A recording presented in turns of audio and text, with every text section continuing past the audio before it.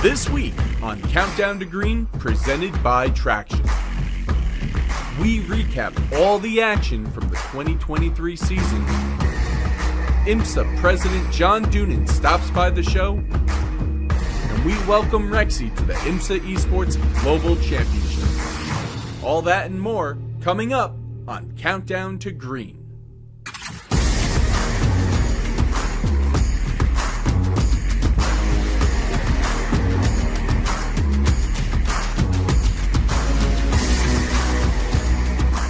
Hello and welcome to the first ever Traction Countdown to Green. This is the opening round of the IMSA Esports Global Championship. My name is John Monroe, and alongside me today is esports extraordinaire, commentator, encyclopedia, Lewis McLean. How are you doing? I'm doing great. I mean, I'm happy to be back for another season. The last couple of years have been absolutely incredible.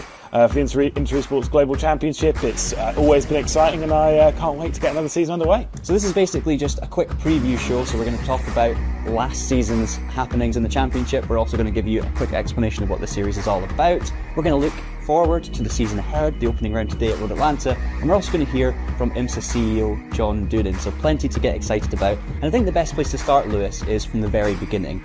Some people may be watching this and have never seen esports before, have never seen the championship before, so why don't you explain a little bit about what it's about? Yeah, so obviously let's roll things back, simplify it. Obviously they're all racing on the iRacing platform, which is a simulator that they've all got access to, and they're all basically racing from home. It's the highest level of sim racing, some real top quality drives, some of them racing real world. It's an incredible grid of drivers and teams across the board, and we're effectively almost like imitating the IMSA championship in real life, going to some of the circuits that you'll be well aware of. You've watched IMSA before, of course, starting the season at the Michelin Raceway Road Atlanta, so kind of a reverse of what it is in real life, where the season ends. We'll be ending our season at Daytona, where the real life season starts, and between that we're going to Indianapolis, and then of course to Sebring.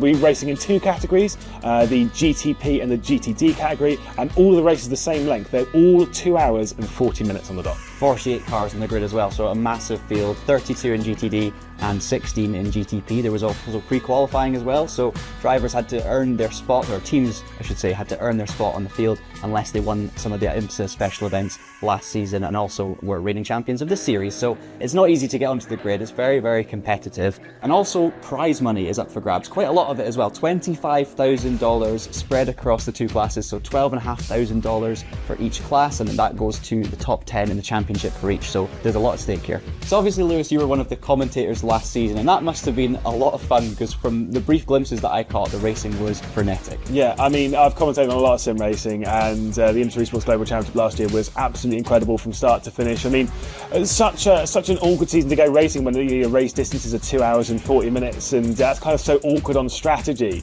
And we saw that so many times throughout the season, because normally a 2 hour race, you split it in half and just go at it. 2 hours and 40 minutes, it doesn't quite fit so nicely, and you saw a few teams trying to think outside the box, going long. I mean, VRS Commander in the first round with Charlie Collins went a little bit longer on the opening stint to try and open things up, and the race ended up getting a podium at the end of that one. There was a battle in the GTD category towards the end of that race with the Apex Racing team and Team Redline, a little bit of contact between the pair of them, and a bit of drama between the pair of them to start the season, which kind of continued on through. The GTD category is fantastic in this battle between Apex and Redline. It came down to the wire at Daytona, and unfortunately it was an issue for Apex Racing team. Team Redline were dominating that race anyway and ended up winning.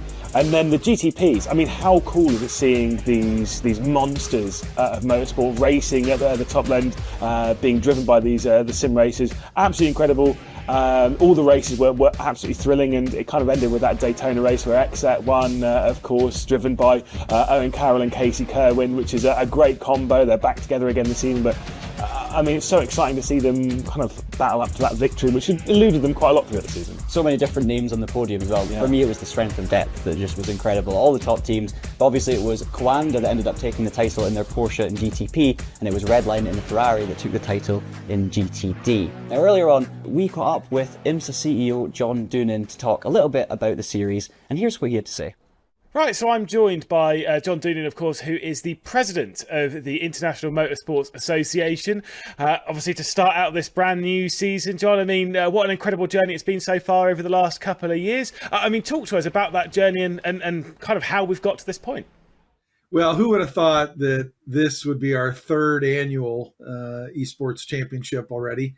When I joined IMSA, I felt like, this is a space where we could really capitalize on opportunities to attract the next generation fan, the next generation participant.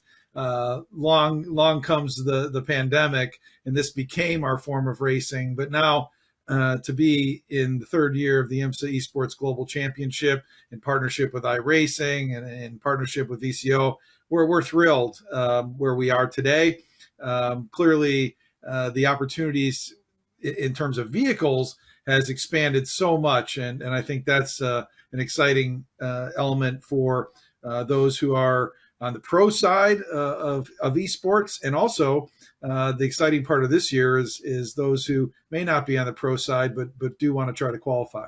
And so, obviously, IMSA is very keen in the world of sim racing, and one of the probably more keen than most other series. Why is that the case? Why is IMSA so keen in the world of sim racing? Well, who would have thought that we're 3 years on in the IMSA Esports Global Championship, huge partnership with iRacing and with VCO to make all this happen. Obviously, this year we bring in Thrustmaster, well known in the sim world for accessories and the support that they provide the sim racers. So we're thrilled to have them on board. But you rewind the clock, 4.5 years, 5 years, and I came to IMSA and I thought, wow, this is a space that we can really maximize our participation and grow participation from the next generation fan or the next generation racer. And lo and behold, just like 30 days later, 45 days later, the pandemic arrives, and this became our form of racing. It was our form of entertainment to continue to deliver value to partners. And now, 3 years on, we're in a fantastic championship with pro racers, now adding the opportunity for folks that don't do it full time to join on the best racing circuits in our championship, Michelin Raceway Road Atlanta, of course, Indianapolis and Daytona, and all the places that mean so much to us throughout the year. It's Sebring as well. So we're really thrilled to provide this, giving folks who don't do it professionally an opportunity this year. And then it's really down to the cars to have I guess 4 of our 5 regular GTP manufacturers running and 8 of 10 GT cars to be able to put the product in the hands of our sim racers worldwide. It's really special for us, and we're thrilled to provide the opportunity. Like you say there, obviously third year of it. 2022 was a fantastic season. 2023 built on that. 2024 is looking to build on that even more. What do you make of this series so far that seems to be going from strength to strength? Well, for me, it starts with the product. IMSA has an incredible portfolio of manufacturers, now 19 as we added Cupra to the mix in TCR back at Motul Petit Le Mans. So it starts with the manufacturers. To have the platforms, 4 of our 5 regular competitors in GTP competing in the championship with the actual road, the car that runs on the road racing circuits of IMSA, and then I think 8 of our GT manufacturers, 8 of 10 with the platform to compete. That's really incredible. So it starts with that. Then it's the man or the woman in the seat of the sim rig, and so those folks then get to experience exactly what our drivers and teams do in the WeatherTech Championship. I think also the level of competition in this space mirrors the level of competition we've seen in the IMSA WeatherTech Sports Car Championship. I mean, when you have championships coming down to the final laps of the final race of the championship, it's pretty incredible. And so I think what we've seen in the last couple of years for sure is the level of championship talent here in the esports program has reached an all-time high as well. Now I just love also, and it's really in the spirit of why IMSA was established in the first place. You've got the pro level teams running in the esports championship. Now we give the opportunities to folks that may not be doing it professionally. And that's what IMSA stood for. And it's very, very grassroots beginning in 1969, giving people the opportunity to go racing at whatever level they wanted. So now you bring in some of the folks that do it as a hobby with those who are doing it professionally. And it's the best of both worlds. And finally, obviously, focusing on real-world IMSA, or the IMSA WeatherTech Sports Car Championship. I mean, obviously, you got a new year coming up fairly soon. It's been quite busy behind the scenes, a lot of chops, a lot of changes, and building on so much over the last couple of years. I mean, what are your hopes for the year ahead? Because it looks like it's going to be a fantastic one. Well, every day when my IMSA teammates and I walk in the lobby of the office, there's a countdown clock, and I think today it says 64 days until the Rolex 24. So we're really, really excited. Our sport is at an absolutely tremendous moment, and I somewhat sound like a broken record, but it's the facts. 19 manufacturers, stability with our partners, WeatherTech, Michelin, VP Racing Fuels, a stability with NBC and our partnership with them on the NBC Sports, the USA, the Peacock side. Really, really stable there. YouTube has become a tremendous distribution channel for us on a global basis. So many folks who will be watching the Esports Championship opener from Michelin Raceway Road Atlanta on Sunday will certainly be able to see our races throughout the season on YouTube when they're outside the U.S. And then, you cap it off with fan attendance that in 2024 was nearly every single event was an all-time record of people joining us on site. So you got stability, you got very energetic and enthusiastic fans.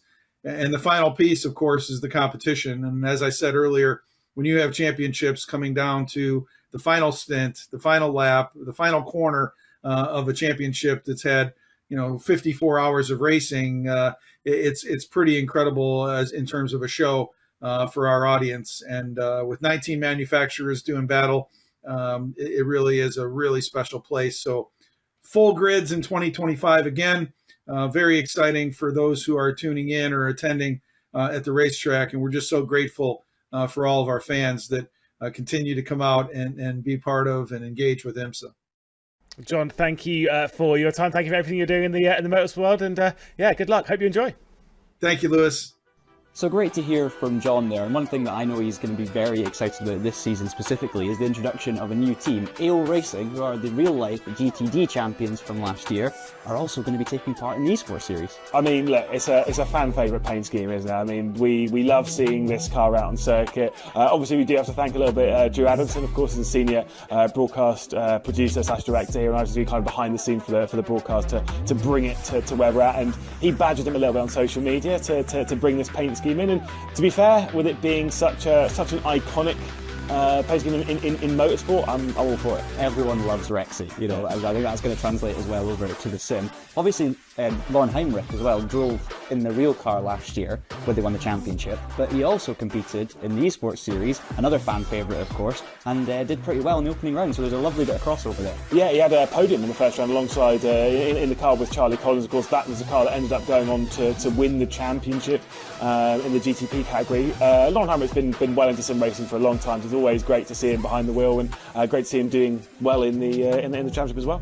Let's talk about today's race, Road Atlanta. It's a circuit that I love personally. I think it's great to drive. I know that you're a big fan of it too, but why is that? I mean, it's one of my top 5 circuits in the world. It's just an absolute rollercoaster, a crazy track, an absolute thrill ride all the way around. And it's a proper driver's track as well. I mean, to have it host the opening race of the season, of course, the AMD 240 race here at the Michelin Raceway Road Atlanta. It's such a difficult track to kind of navigate. Always has a bit of drama. Had drama last year, and for the previous 2 years we've had it, and always has drama when we do Petit Le Mans on iRacing, obviously in real life as well.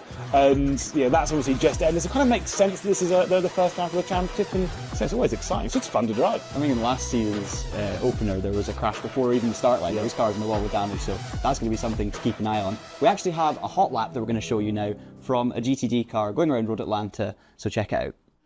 So, Michelin Raceway Road Atlanta, home of Petit Le Mans and a roller coaster of a racetrack. Turn 1 is very, very quick indeed. Brake late, carry as much speed and momentum as possible, and run all the way out to the exit curb as you prepare for Turn 2. You want to get all the way over to the left, down to 3rd gear, over the curb on the right, and now you head down towards the S's, an incredibly famous and exciting piece of racetrack. So much fun to drive, very, very difficult in traffic.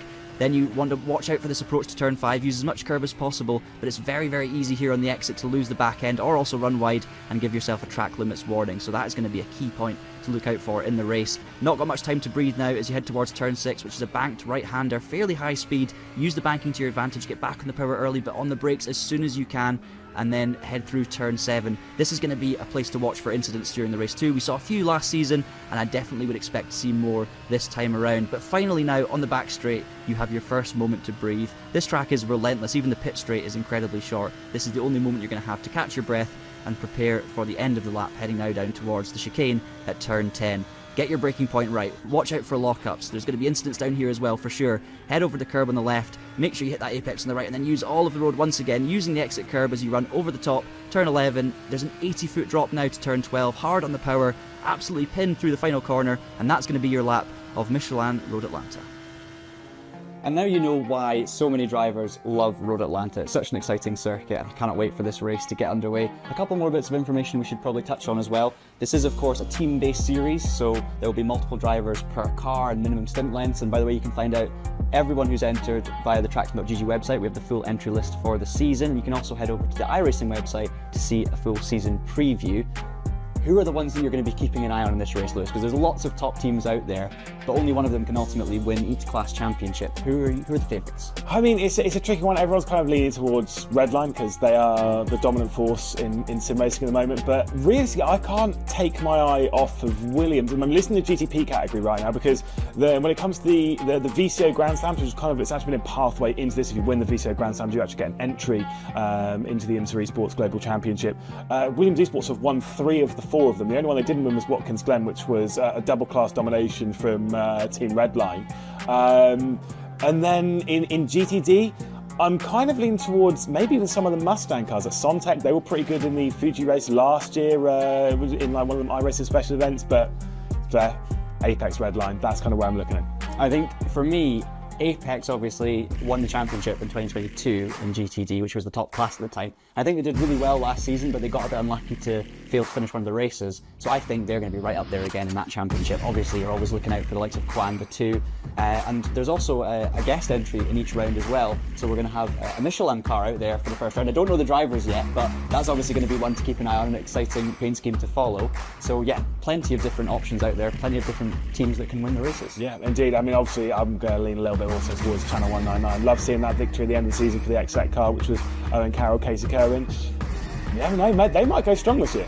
Yeah, so many different winners throughout the season, and hopefully we'll see more of the same this time around. But that is going to be it for the first ever Traction Countdown to Green. We hope you've enjoyed this show, but more importantly, we hope you enjoy the show to come. It's going to be incredibly exciting, and we can't wait to see it.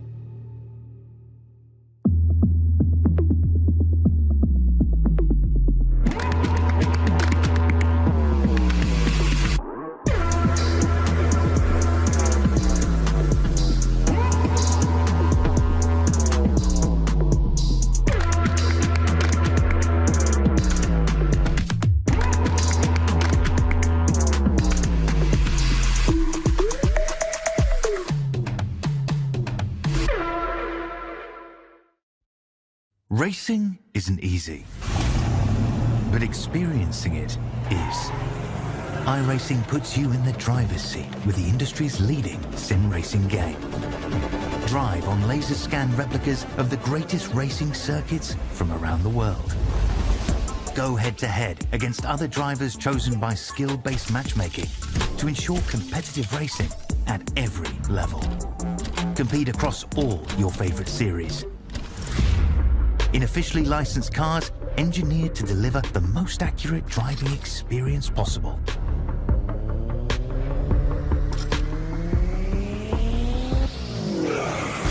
Join a race or host your own with players from across the globe.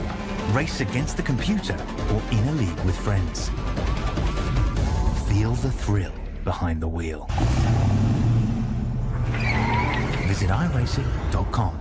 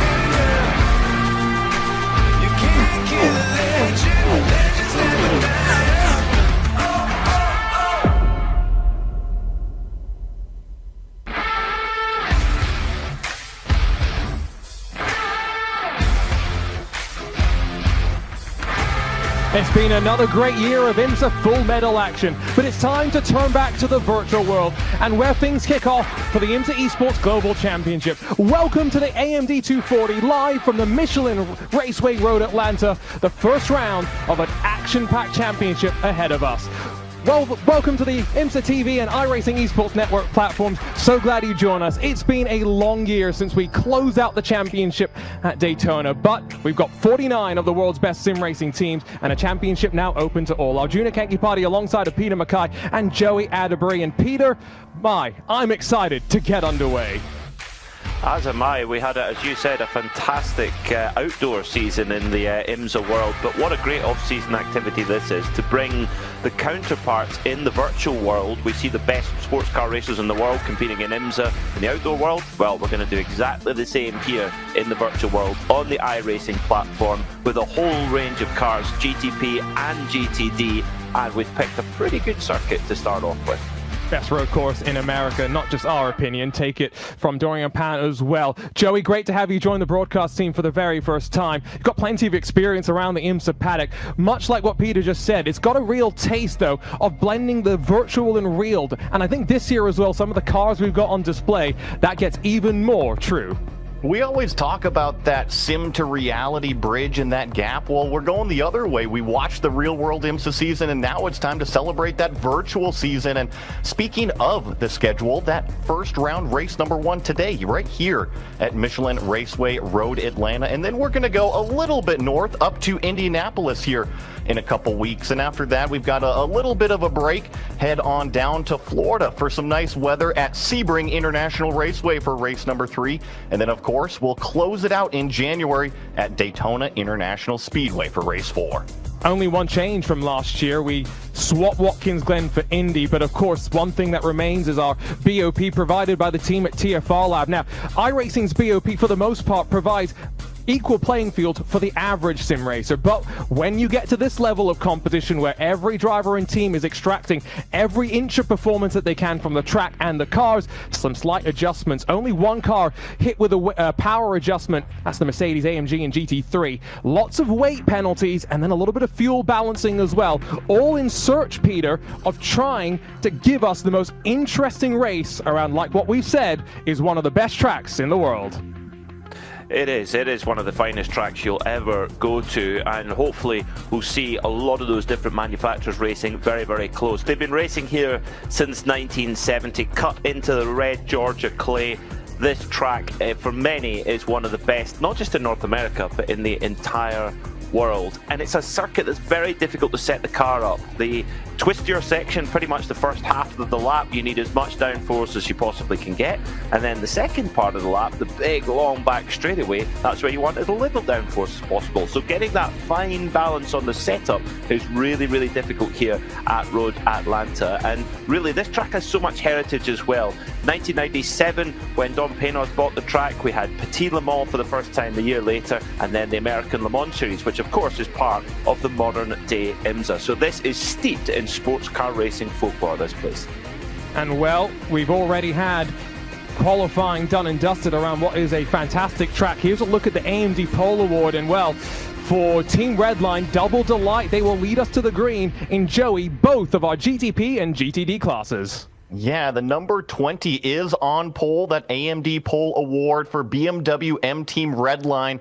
Chris Lullum is in the car right now in that warm-up phase. And then also in the GTD class, the number 170 from Team Redline. Gianna Vecchio is currently driving that car in warm-up. So both of those pole positions, Team Redline right there, and then Team Redline 20 up top in GTP. Let's take a look at what is going to be a story across of the entire season. Each race, a Michelin wild card entry. And for this race, Scherer Esport, a team competing out in Germany in real world competition, but in the virtual world, going from strength to strength. Won the Digital Nürburgring Endurance Series Porsche Cup class last winter, won the 24 Hours of the Nürburgring on iRacing this year, and now Raphael Renhofer and Julian Reimer fly the flag for the blue, white, and yellow highlighted 116 McLaren 720S. The team is given a free choice of car. They chose this machine that will try and power them to a pretty decent result here today. But we've already mentioned qualifying is done and dusted. And this means now we're getting ready to go racing. The tension builds, the excitement in the air, and it's not a long season by any means as well. These first 2 hours and 40 minutes could really determine, is it a fight for a championship or a fight for obscurity? Let's head down trackside. We're ready to take a look at the grid. Joey, run us down through the GTPs. Yeah, starting off with those prototypes, it is BMW M Team Redline, that number 20 on pole. Next to him is going to be Williams Esports Chill Blast in that number 5 starting in second. Coanda Esports here in third place with BMW M Team BS Competition driving that number 89 car. That's going to be starting in fourth place. In fifth place is the Solpec Precision Racing Team, that number 60 car. Next to him is going to be the number 8 of Coanda Esports. The Channel 199 Sim Racing Team will start on row number 4 in 7th place with Williams Esports Prodigy in 8th place. Race Clutch Black, the number 23 car, starting in 9th. GridandGo.com Esports IMSA GTP team rounding out the top 10. In 11th, we have Race Clutch Red in the number 15 car. CrowdStrike Racing in the number 3 will be starting in 12th. Apex Racing Team in 13th. Fiercely Forward in the number 11 will be starting in 14th. CrowdStrike Racing in the number 4 will start in 15th place. And then the final of those GTP cars is going to be the Simify Esports number 14. And it's a stacked field of GTP, but small in numbers compared to the GTDs. Redline lock out the front row as well. The 170 searching for a championship defense. They qualified second, finished second to open up last season's campaign. What could they do on that front row? GridandGo.com, though, are going to really try and push them from row number 2 alongside Drago Racing, who have chosen the Lamborghini for this season. The second of those Grid and Go yellow machines is alongside of the 56 Racing Team. Great to see them. Guillaume Levette qualifying that car up in 6th position. We've got a stacked field of cars, and one thing we haven't mentioned, all the manufacturers represented in equal quantities. So AO Racing by Coanda, can't wait to see Rexy on the grid. So one of our first Porsches alongside the BMW for the Mahler Racing Team, and then Johan Harth in that Mercedes AMG Team Apex Racing Team. They know they're sometimes on the back foot in qualifying, edge of the top 10 for the 198 and the 199, but can our championship winners from 2022 fight their way back to the front? Vesta Sport alongside of BS Turner on the 6th row of the grid. What can that split livery Zebra do to try and gallop its way forward? And then the first of the World Sim Racing cars, the 132, lines up alongside Team PGZ. Can't wait to see what Pablo and his community can do for us here today. Alexei Nesov, Valkyrie competition inside of Sontec Racing Overpower with Mag Performance SRT, and then the Mercedes AMG Williams Esports, the only representative for Williams in the GTD class, some work to do from 18th position. Sontec Racing, Scherer Esports, our Michelin wildcard, edge of the top 20, and then Drago Racing, Door Esports, Impulse Racing, the second of the Door Esports entry, rounding out our top 24 and bringing us towards the tail end of the starting grid. G2 Esports, who have a penalty to serve straight off the bat. Drive-through penalty will see them drop back through the running order. They're alongside the second of the PGZ cars, second of the Mag Performance cars, 27th for them, with the big green machine of Maniti Racing and the McLaren, 28th for them. Visceral Black in 29th alongside the Solpec Precision entry, one of our Porsches, and you can really see just how much the field is mixed up. Porsches at the front, Porsches at the back, with 07 Racing, Channel 199 Sim Racing, and WSR Esports through the 33 GTDs that will roll. That's a great sight. You've got the Michelin building off on the left where our virtual commentary booth is, and now the pace car ready to lead these drivers around for that one formation lap before we kick this race off. Peter, talk to us about our Michelin keys to the race. Well, the first one, endurance, not a sprint, very, very important. This is a length of race which is very familiar to drivers in the real world IMSA Championship, 2 hours and 40 minutes. But in the world of iRacing, that is a little bit longer than what you would expect in regular race time. So you've got to be careful and you've got to be quite clever. Coming on to that, traffic management at this circuit above almost anywhere else in North America. Certainly for permanent racetracks, this is the most important for watching for your traffic management. As the iRacing pace cars coming down here through turn 3 and 4, this is where it gets really nasty, where the prototypes just want to get on with it, but you're going to have a sea of GT cars to get past, and we have a huge field of GT cars, so that's just going to be an endless conveyor belt of traffic for them. Expect to see some incidents in traffic, but you've got to keep yourself out of trouble. And as our third one is, make it to turn 2, very much applicable on that same point. Let's not think about what happened last year on the run down to the start line, let alone up towards turn number 1. Plenty of chaos. As mentioned, couple of penalties. First, for what is car 17 in the sim. G2 Esports joining with a slightly incorrect number. That's like the wrong paperwork being submitted. Stop and hold penalty, so even more severe. And Joey, really not the way you want to kick your season off. Channel 199 in the GTD class have a very similar penalty as well. But it is a long race. 2 hours and 40 minutes doesn't sound like a lot, but we're going to pack a lot into it. Yeah, it is that endurance format, and just like Peter said, it is a key to win here. You know, you have to make it through the entire race. Sure, you don't want to have to dig yourself out of a hole immediately, but it is what it is. The rules are there on paper, and you have to follow them just like everybody else. And if you don't, well, guess what? You're going to have to deal with that penalty, and you're going to have to climb out of that hole. So a 10-second gap left between our two classes, and we'll get a split class start to kick this season off. Very quickly from each of you. Peter, you first. Prediction, who wins in GTP?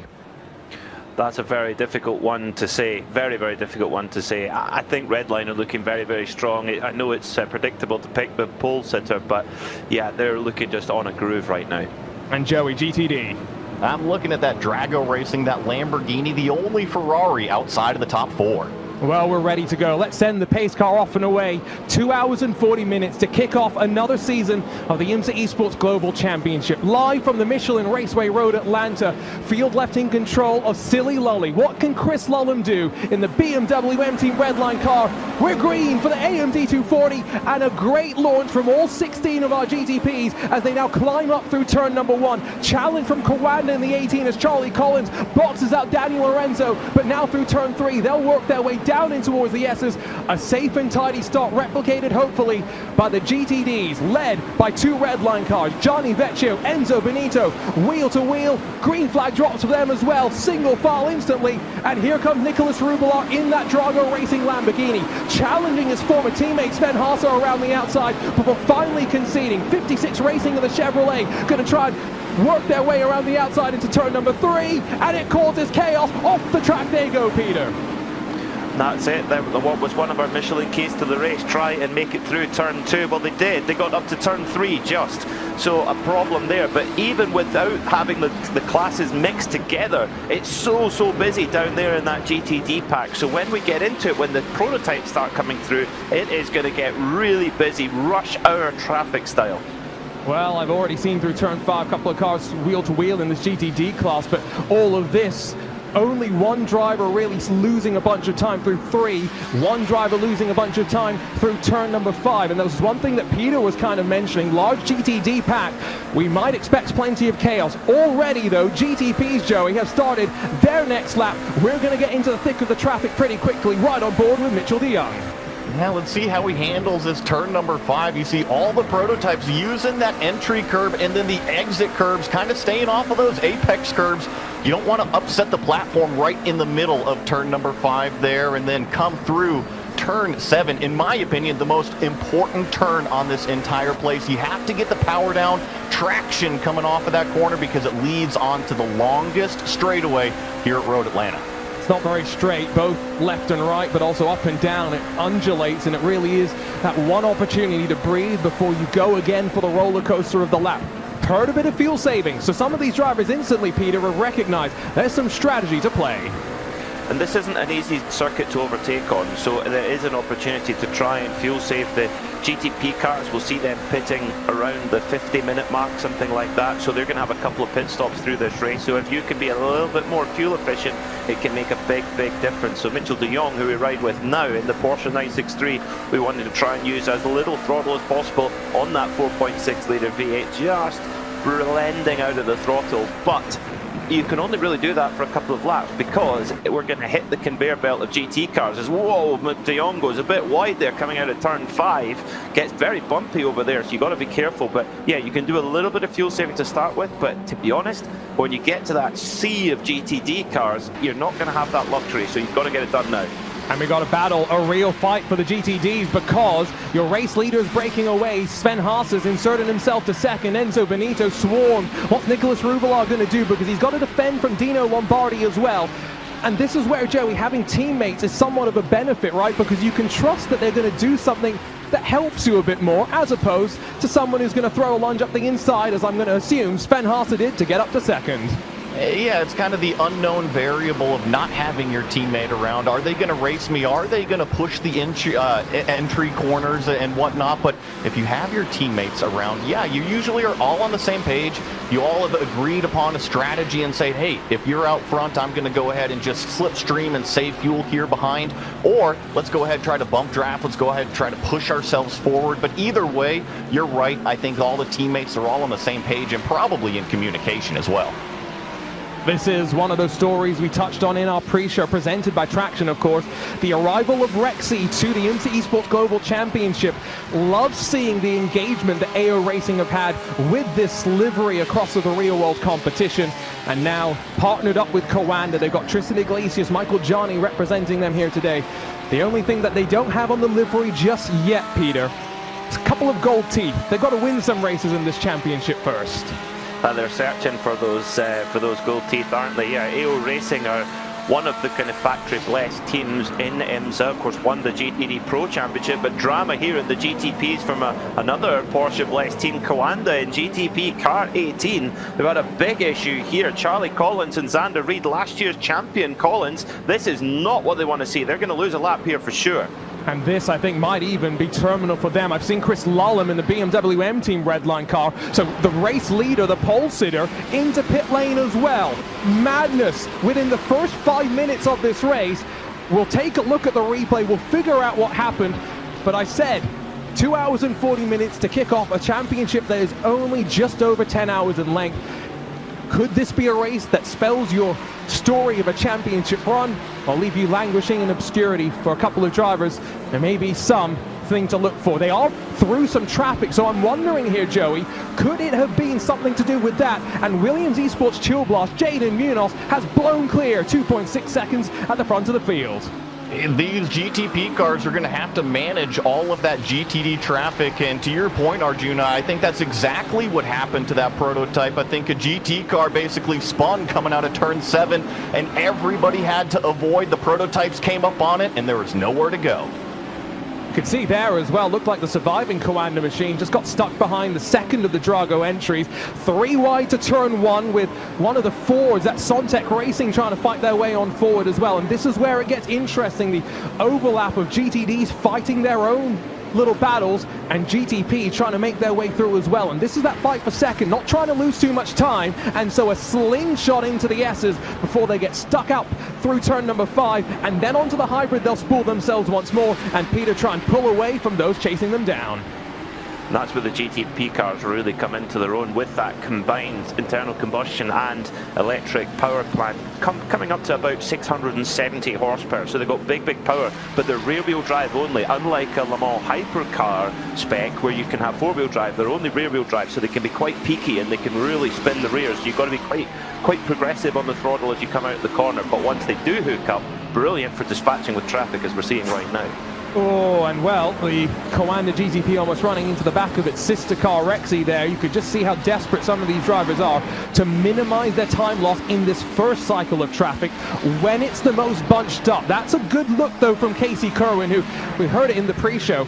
It was a great result for him and Owen Carroll at the end of last year, Joey, to win at Daytona. They had threatened, they'd shown some speed, and they finally put that race together. And now sitting third, less than 10 minutes into this one, their championship fight starting on a great forward foot. Sometimes you just need something to kind of push the ball down the hill and then continue and carry that momentum. And sometimes it's a race win, sometimes it's consistent finishes, but you're right, it's working out. That number 95 with Casey Kerwin behind the wheel right now, sitting in third place overall in the prototypes. And in my opinion, if you look at the grand scheme of the race, the big horizon, the most nervous part's probably already done. You've gotten through the GTD field the first time. It'll be more strung out the second time through.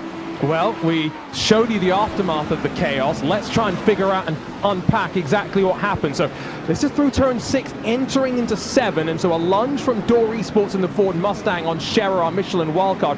That unsettles them, then a little bit of attack to Impulse, and then, well, the GTPs arrive on the scene, and I don't even know what you can say if you're the BMW M Team Redline team, Peter, except hold your brakes when you know there's cars coming. Forgive me, I'm just catching my breath watching that one. Speechless. Absolute carnage.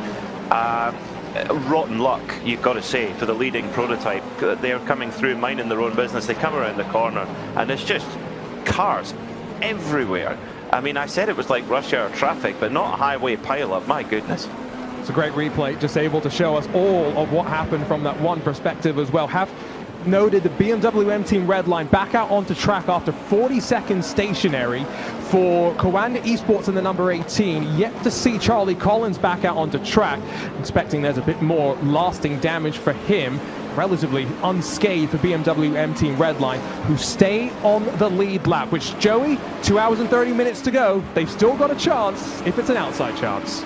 That's kind of what you need to do, is that if you can't swim up front, you at least need to tread water and keep your head above that water line. That's exactly what that BMW M Team Redline number 20 car is doing. They're still on the lead lap. Is it going to be the best finish ultimately? No, probably not. You're going to have some help with probably others' mistakes as we get some action here on the front straightaway. Looking down here into turn number 1. We'll tell you, our champion last year in the GTP class didn't win a single race. They got 2 second-place finishes, yes, to close out the season, but a 6th and 7th in the first 2 rounds. GTP has been wild since it was introduced both in the real and virtual worlds. Not expecting it to be any different here for BMW M Team Redline. They've got to keep their heads high and avoid losing too much momentum. That was momentum being lost for the Williams Esports Racing prodigy. BMW M Hybrid up the inside for one of our CrowdStrike racing cars, who are making some good headway right now to slowly charge their way forward. That's 4 positions now gained for Marcus Hamilton. Great stuff from the Acura there for CrowdStrike Racing, making that move very opportunistic. I'm going to look for some positives here. If you are in those 2 leading GTP cars, it's a total disaster really to have those GTD cars all spinning in front and they end up in an incident. But if you're in the GTP class where there are less cars, if you have a bad day, it's not as punishing. If you make a mistake and if you have a bad day in GTD, you're going to lose so many points because the field is just so big. So in GTP, it really is worth it to just keep going, get the car fixed as much as possible, and you never know what could come your way, because I'm convinced of it that we will see more incidents, because it's so typical at Road Atlanta. We've seen it so many times at Petit Le Mans over the years. In fact, at Motel Petit Le Mans this year, everyone was flabbergasted because I had a big long run of green flag, which they very, very rarely see. So be patient for that. There is going to be a bit of that to contend with. So those who had issues early on, they've just got to grind it out and get the best result they can. And I guess one thing to keep in mind for today's race as well, no rain on the forecast for the drivers, so they don't have the threat of the unpredictability, which is really where it becomes interesting. I think Williams Esports Racing Prodigy has a problem here, or are they doing something on strategy? Because Alexander Spetz bleeding positions right now, and I think he's just let Patrick Wolf go in the fiercely forward car as well. I think this might just be a bit of a case of sit back and relax, not what I think Sven Haas is thinking as we look on board with the driver behind the wheel of the 102, Sven Haas, a grid and go machine, a driver that is known for pushing the tempo. Let's see if he's going to push the tempo down into the chicane as well. Driving this Ferrari, it's actually Ferrari 123 right now in the GTD class. Jump on the brakes right here for turn number 10. It's all pretty equal distant between each one of these Ferraris, the 170, the 102, and then the 171, just all kind of setting a very, very similar pace right now. And I know that this is very early days. I wonder if some of these drivers are physically just running a number, and I'm talking about running a fuel number, and if they're already starting to save a little bit of that fuel looking at the big picture. Gap between these 2 drivers has somewhat stabilized, given the relative gap back to the Drago 168. That's now, I think, through that traffic cycle, being slightly put back and trying to now reel its way back in. But it's said so often, the traffic will take, the traffic will give. Unfortunately, race control usually takes away quite a bit. Drive-through penalty for the Vesta Sport 152, contact with the 196, and so I'm guessing, Peter, this is part of all of the shenanigans that we saw out of turn number 7. Yeah, race control definitely kicked into action very, very quickly in the early couple of laps here at Road Atlanta for this AMD 240. You can see the Williams car there. I don't think it was strategy. There's some sort of issue for the number 33 Williams Prodigy car.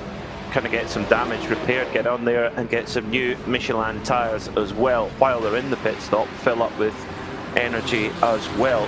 Interesting to see the Ferraris being so strong at the front of the field. It's a 1-2-3 for Ferrari right now. Of course, they won the GTD category at Moto Petit Le Mans and indeed the GTD Pro category at Daytona. So that 296 GT3 straight out the box, a very strong package.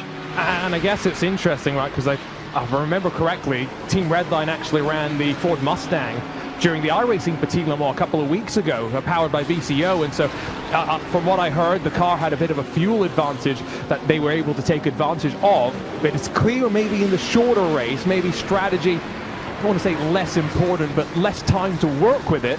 They clearly think the Ferrari was the car to pick, and it goes back to the process by which teams earned the car they're racing in, because Joey, for the very first time, teams went through the car shootout. There are 4 of each car in each class, and you had to be one of the fastest 4 teams in order to get that car. And so there was a really interesting weekend where teams were deciding, am I quick enough in this car, or is Team Redline going for the Ferrari, and do I need to go and try for another manufacturer? I think it's a really neat concept because, one, we have all equal representation from the manufacturers. We don't necessarily have horses for courses out here, as well as the BOP on top of it. So I do think it was a very neat way to essentially organize all of the different manufacturers of cars and classes between the teams, have equal representation, but still let the teams go out there and fight for what they want to drive. Noting a couple more penalties from race control, but for the most part, I think the initial start was clean. It was after that where we had a little bit more. Still watching through the traffic though. AO Racing, Rexy is going to see Casey Kerwin sit behind. Of course, former eNASCAR champion continuing though, just to show his versatility. Raced this year with Spire Motorsports, now partnered up with the Channel 199, of course, partnered with Travis Pastrana, and that was intelligence right there through the traffic. You saw him lay back initially and then close up on the run to the apex, Peter, trying to minimize the time he loses without causing stress to the GTD. And that just shows you the adaptability of Casey Kerwin, you know, winning that NASCAR iRacing Coca-Cola Championship 2 years ago. And he's been so good on the roadside as well, but just picking his way through traffic really smartly in this Cadillac. And the one thing that's familiar to him, of course, is the big thumping V8, albeit behind him rather than in front of him. But the soundtrack is similar. Some interesting engines that we've got as well for some of these GTP cars. I love the story of the Acura, right? An engine meant in many ways for IndyCar, and now repurposed for what is, in my opinion, one of the best sounding hybrids, because of how high it revs. Just one of those things. Top and bottom, race for the lead, of course. 3 cars are broken away. And then the bottom of the screen, where just behind Drago Racing now, a bit of separation, I would say, starting to build to Valkyrie Competition and Team PGZ. That was mighty close. Off pit exit, 1 car leaving. GTP is coming. This is why this track is so difficult to manage, and why it's such an interesting test to open up the season. It's fun to watch though, right? It's a lot on the plate for the drivers to handle, but you got to do it. And it's the same for everybody out there. I think that we haven't really mentioned pit exit a whole lot. I mean, it feeds directly onto drivers right on the racing line, essentially. And the prototypes carry a ton of speed. So I think it's a major funnel point between the 2 classes. We're going to have to watch it as the pit stop cycles go through. And we already almost had our first little kerfuffle there. Kerfuffle. I think we'll say that plenty this season. Indy next time out is going to be quite interesting. Couple of weeks off between round 1 and 2, and then our final 2 races are in 2025 and all build up to the Rolex 24. So going to be quite intriguing and exciting to see how things develop, especially with a new iRacing build and not far away as well. Another penalty has come down, and this one is for the Grid and Go 103. So the second of the cars in line, contact with the 156. So that's the 56 Racing Chevrolet that I'm assuming through turn number 1. We saw him go wide, and race controls deem that Ferrari's at fault, Peter. That's a disaster at this stage to drop back. They're running very strongly. So for Dino Lombardi and Cody Death, they've got a lot of work to do. Dino Lombardi, a former motorcycle, a competitive place to start motorcycle racing, that's for sure. In the 600 Superstock Championship, former champion there. And also a penalty for the 121 Ford Mustang for not holding the brakes after an incident. So that's something that we see quite a lot of at a lower level, where the cars are kind of left to roll around after an incident, and it can create more incidents. So the drivers are told, hold your brakes in the event of an accident. And yeah, another penalty, rubbing salt in the wound. Well, and ultimately as well, when it comes to the penalties, you already saw the amount of damage on that car. It's more, it's not really going to do too much to bring back the race for the other impacted teams. But I think for BMW M Team Redline, who was the car that ran into that Ford Mustang failing to hold the brakes, at least there's some sort of punishment handed down for the initial action itself. Noting that race control keeping an eye on track limits, by the way, there's one team that's already about halfway, inside of 20 minutes to kick off this season, halfway to getting a penalty for using up track limits too much. And that's interesting. Why? Because, Joey, we always say, if you want to punish drivers, put grass, put walls. What have we done at Road Atlanta? We've done exactly that, and we're still talking about track limits. I think here in the virtual world, the drivers definitely, they take advantage of them a little bit more, especially jumping up and over curbs. And I think one of the areas that you can definitely get caught out is right here, turns 10A, 10B. You can actually cut those apex curbs a little bit too much. And if you go way too far, you can actually get a slowdown. But then also on the very, very exit, if you got a little bit of a loose car on the very exit of the corner, it's tough to try to put the power down and keep it from running way off track there, drivers left. So I think another hot area, jumping the curb right here at the top of the hill at turn 3. And, you know, I just got back from the NOLA Motorsports Park, and one thing that I was really watching there, and I guess you don't feel it as much in the sim, but it will be there, is that a lot of times on the exit of curves, it's not a nice place to be. There will be a really big divot, and that's a place that's not just uncomfortable for the driver, it can be dangerous for the car. And so, again, I think that's maybe one of those things in sim racing where you can be a little bit more pushy with something that in the real world you'll be a little bit more reticent to go out there and run, because if you break a car, a crew chief's going to tell you off for doing so. You might not get back into the car any time soon. 20 minutes done means we're only around 20-25 minutes away from the first cycle of GTP pit stops. And now there's 2 drivers in each team, and you've got to try and manage your drive time as well. But Peter, this race cannot be broken up into equal halves, and so every team's got to figure out which is their faster driver and who are they going to put in the car for the most amount of time. And that's exactly the same as in the real life IMSA champion there wins the WeatherTech Championship, whether that be in GTP, where the drivers are a little bit closer because they're mostly factory drivers in that category, but in GTD, where you've got a Pro-Am setup, that's very, very important. Of course, here in the virtual world, at this level, they're all pretty similar, but there will always be a driver who's just got more of a feeling or more of a click with the circuit and the car on that circuit. And if you've got a driver who's even half a tenth quicker per lap, you've got to put them in for more time. You've got to maximize their time. Or in the same way, if you've got a driver who's maybe struggling and just not gelling with the circuit, you want to minimize their driving time as much as you can. Every tiny little advantage or disadvantage is so important at this level. And remember, of course, we don't have safety cars either. It's not like in the IMSA WeatherTech Championship where you'll see things reset and you might want to always put your strongest driver in at the end. But here, every little bit of time you lose, it's gone.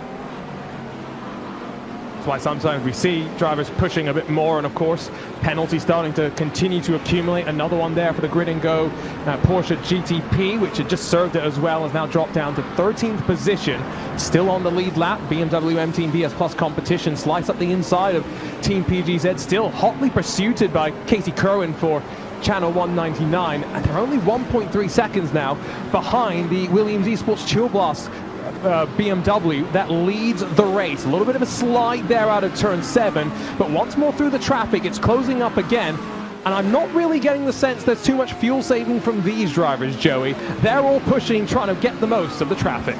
I've been watching them the last couple laps, and I gotta say, I'm very impressed with both Daniel in the 89 and also Casey as we got one of the GTD cars. You see, that was the Mustang with heavy damage, just getting out of the way. That was actually a nice move right there. But back to my point, these prototype drivers have been very, very patient. Casey hasn't forced the issue with Daniel. He's been patient going through the GTD traffic. Yeah, he's right on the bumper and sometimes underneath the spoiler saying, hey, you better get a move on, but he's not not putting his car in dangerous areas. He's not forcing Daniel to make dangerous moves on the GTDs. It does seem like they're trying to get through it together. It's nice and efficient, or hopefully building to a bit of a blockbuster at the end. Last year we did have in the GT Daytona category between what ended up being the championship rivals, Mercedes AMG Team Apex Racing Team and Team Redline, a fight all the way to the very end. And I still remember Ole Steinbraten out of turn 7, this corner right here, just didn't get the best run, and instantly you saw it on the webcam, frustrated with himself. He knew the race was over.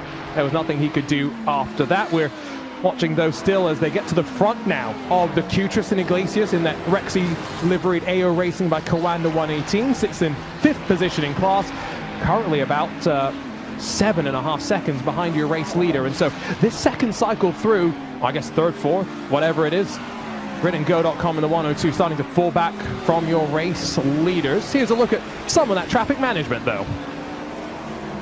And this is, yeah, bird's eye view of what it's like to try and get through the traffic. Oh, you're just having to make 50-50 decisions all the time. Coming through the final corner here, so much speed, just splitting that Corvette. Imagine being in the cockpit of that Corvette and you see two basically ground level fighter jets going either side, and you've just got to hold your nerve and hold your position. Being a GT driver is tough when you've got prototypes going around. I do like it how we've seen with the arrival of GTP and the success of GTP, how many manufacturers have come to the table. Many drivers who were previously GT drivers who had prototypes going around them, they've now gone into prototypes, and it's a little bit like poacher turned gamekeeper or gamekeeper turned poacher, whichever way you look at it, and they kind of getting the taste of their own medicine a little bit and seeing what it's about.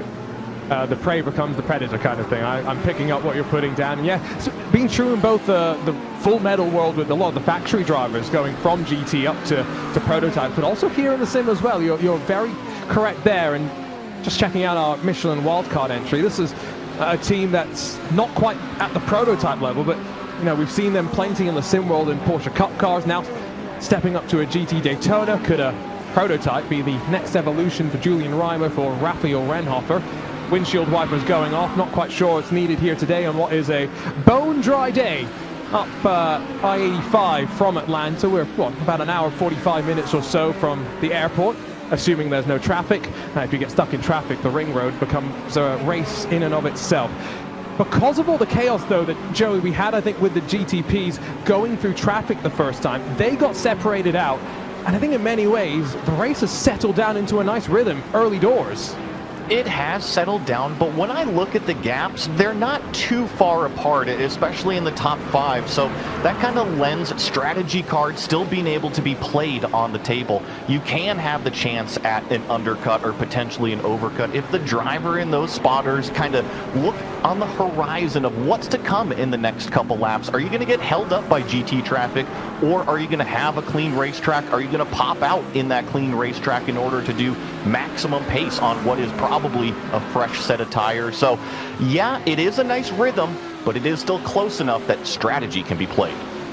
And strategy that maybe later on in the season, again, we might have the threat of rain, so I always love seeing the struggles of drivers trying to figure out what tire to be on at the right time, and even the best sometimes to make the wrong decision, and that could end up impacting a race at the very closing stages. If you get a little bit of a drizzle start to sprinkle itself on one side of the racetrack, but maybe a little bit more dry on the other end of the equation. Still watching these GTD cars roll around, and it's great having IMSA Esports back, and it's also great that we're in the best time of year to either jump onto iRacing or to stay in the world of iRacing. The biggest iRacing sale of the year is back, 25% off 1 or 2 year subscriptions for active and expired members, and new users can get 50% off to join their iRacing journey. Maybe you could be part of the 2025 IMSA Esports Global Championship. Remember, we had public qualifiers via the iRacing time attacks to find the fastest 48 teams. Look up the inside there from Drago, trying to make a move on what does seem to be a rather damaged Johan Half-powered Apex Racing Team machine. Shot the rear bumper, not sure it's slowing the car down. Gives some draft to Williams Esports, running down the back straightaway. The straight line speed doesn't look too bad despite that damage at the rear of the car, which is good news for Johan Hart and the Apex Racing team. And hopefully when they're in for their scheduled pit stop, they'll be able to do a little bit of repair and try and kind of repair that on the fly as they go, but managed to hold it well along the back straight there. And of course we saw in the TFZ Lab BOP that car has had a little bit of power taken away from it, but still no problem at all with the straight line speed of that honking great 6.2 litre V8. All this unfolding as we start to get closer and closer to pit stops for the GTPs. These GTDs go about an hour on fuel, so they could come in around an hour and 40 minutes left in the race, but expect the GTPs to come in about 10 or so minutes time. Maybe some trying a bit of an undercut, get out of a little bit of traffic from those in front of them. Remember, we've got a couple of cars who have broken away at the front of the GTP field. It is still Williams Esports Chill Blast that leads from the BMW M Team BS Plus competition. Danny Lorenzo on the hunt of Jaden Munoz with Channel 199 Sim Racing directly behind them. Looks like the Lamborghini and really just this entire train from the 198. They include the 169, the 116, and also that Door Esports number 120, all in this kind of GTD line here. I've been trying to pay attention to it. I think the only real position change was actually that Mercedes.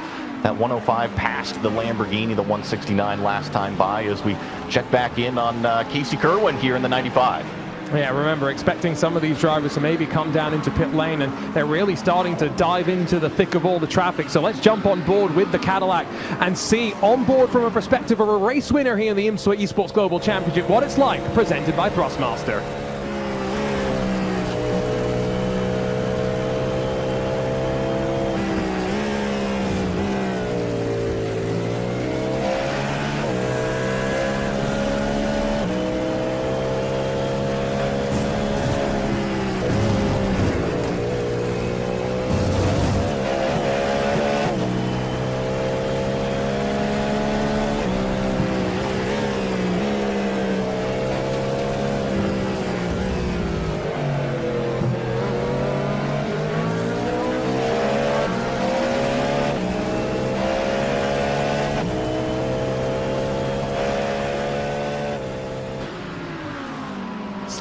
Slicing and dicing through the traffic, all as the lead compresses. 3 cars within 1.2 seconds, and Danny Lorenzo, the Zebra's galloped up to the back of Williams Esports Chill Blast, slides up the inside of the PGZ Porsche, and now there's maybe a car length between the two of them. But right before the pit stop window, there's got to be a decision here. Do you go for the move, or do you try and get it done in pit lane? And Peter, I'm almost thinking right here through all the traffic, I'd want to come down to pit lane and get out of all of this, especially if I'm 3 wide up to 3. Yeah, this is where a good spotter and a good team strategist comes through, as bang, hip and shoulder as the BS competition GTP car comes through and nerfs one of the Lamborghinis out of the way. That's classic Road Atlanta, and that's when you're in the lead fight, you'll risk so much more and give so much less compromise there, and that's what happened. And you've got to be careful though with that side-to-side contact. You can easily bend steering and cause damage to the car, so you've got to be careful. But this is getting really frantic, and we've still got 2 hours and 8 minutes to go. And that is the BMW M Team Redline car. Remember, pole sitter involved in an incident that saw them come down to pit lane in the leading pack, but down a lap and just trying to stay in touch with the leaders as well. So keep an eye on the slightly darker blue machine. Might let Casey Kerwin and the Channel 199 Cadillac on through in this 3-way fight for the lead. And indeed, quite respectful there from Chris Lullen to avoid holding up any of the contenders up front for the time being in this AMD 240. Bottom of the screen as well, you can see there is a bit of a queue building up behind our Michelin wildcard Share Esports. Got Drago Racing, Door Esports, and then Johan Hart, of course, missing that rear bumper. But these are drivers, I think, who, now that they're outside of the top 10 in the early stages, Joey, they're trying to just work their way through, right? And like we were talking about with spotters and whatnot in the ear, you'll have an engineer trying to coach them through some strategy and maybe some fuel numbers to the end. You always got to stay up on a, call it an audible, right? If you don't have the track position that you want, you need to quickly adapt, quickly call an audible, and yeah, to your point, listen to your team manager, listen to your spotter to see where those gaps are, or maybe where another car is actually a little bit faster than you. But I've been trying to keep an eye on this fight out front with these prototype cars. it is definitely cranked up a notch. And talk about at the most tense times, coming up to that pit stop window, too. It's a tricky pit entry. How do I know? I've crashed my fair share there practicing. Never done it in a race. It's not a lie. Not a lie whatsoever. Jaden Munoz, though, has got a bit more now of clean air behind, and I've got to assume that the BMW M Team BS competition car is being reported to the stewards for that bit of contact. Also probably assuming they are going to get a probable drive-through penalty, which at a track like this is maybe not terrible, Peter, because it costs you around 20 seconds. But think about Daytona, right? Especially where the pit exit line is, because you've got to wrap your way all the way around turns 1 and to the middle of the chicane leading to the International Horseshoe. Drive-through penalty there can cost you maybe 30 or 40 seconds, so it's a lot more impactful to the overall race. Getting a drive-through penalty anywhere at this level tends to be pretty destructive. That's the thing, is that it's so tight, and again, without the intervention of full course yellows and safety cars, you just don't have that opportunity to fight back. When you lose that time, it's gone. You've got to try and recover it, and the fact is that at this level, really difficult to be able to do that. So that's very important to watch out for, to try and minimize those penalties, to avoid those penalties. But at this circuit, more than any other, as we've seen several times already, it's so easy to pick one up, because you get in a 50-50 situation where you've got to either back right out of it or go for it and hope that the other driver doesn't turn in on you.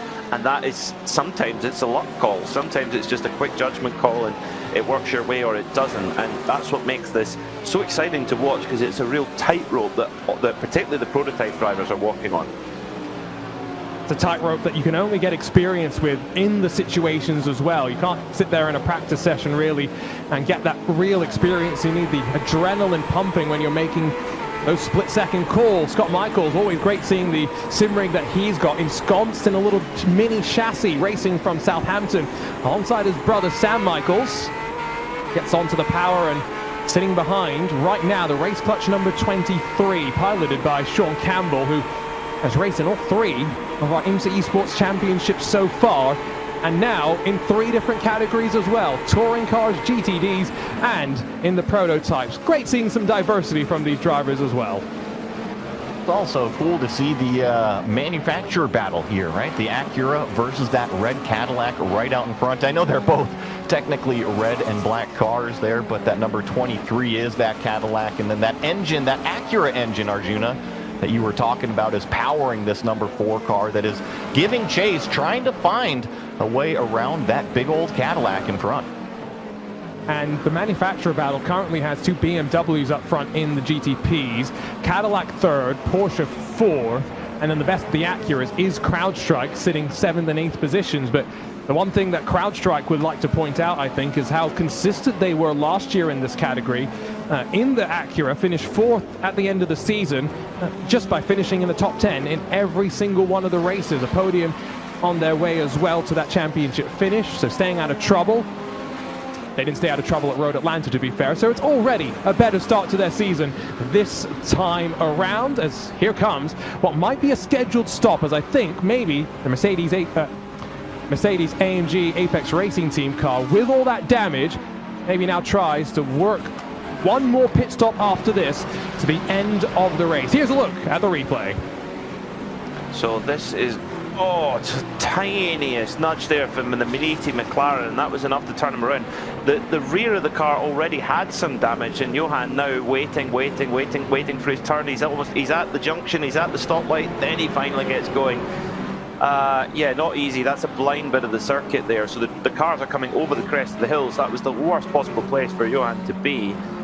But he gets back going again, and it's going to be really difficult actually from there to make it home on one more stop after this one, because those GTD cars go around an hour. They're going to have to do fuel save all the way home from here, are that AMG team, Apex Racing Team. Well, I'm just getting word that the 198 actually was down on pit lane for a penalty for contact with the Mahler Racing Team. That saw Mahler retire at the early stages of the race, so you can see the other Mercedes Apex car has lost the front end. Not been an easy start for that team in this particular class. Now, in the GTP, Maxime Briant's Apex Racing 99 is sat in 12th. a team that has won plenty of races in this championship, is really on the back foot to kick things off. And fuel saving at Road Atlanta is one of those things, Joey, where I remember when I've run a few iRacing Petit Le Mans here and there, you can actually get into a pretty good rhythm at this track because it's so flowing, because you're carrying momentum in so many places, makes it a bit easier to avoid the temptation to roll onto the brake. You're right, and especially if you're a prototype and you can be good at reading that traffic. You see that drive-through penalty for that car 198 that we just saw that replay from right there. So they not only have the damage to the back bumper, but they had to do that drive-through as well. But back to saving fuel, I think in the prototypes it can be even easier, especially if you see that you're going to get held up by that GT traffic. Let's say if you're coming down the hill towards turn number 5 and there's no way that you can get through 5 GT cars.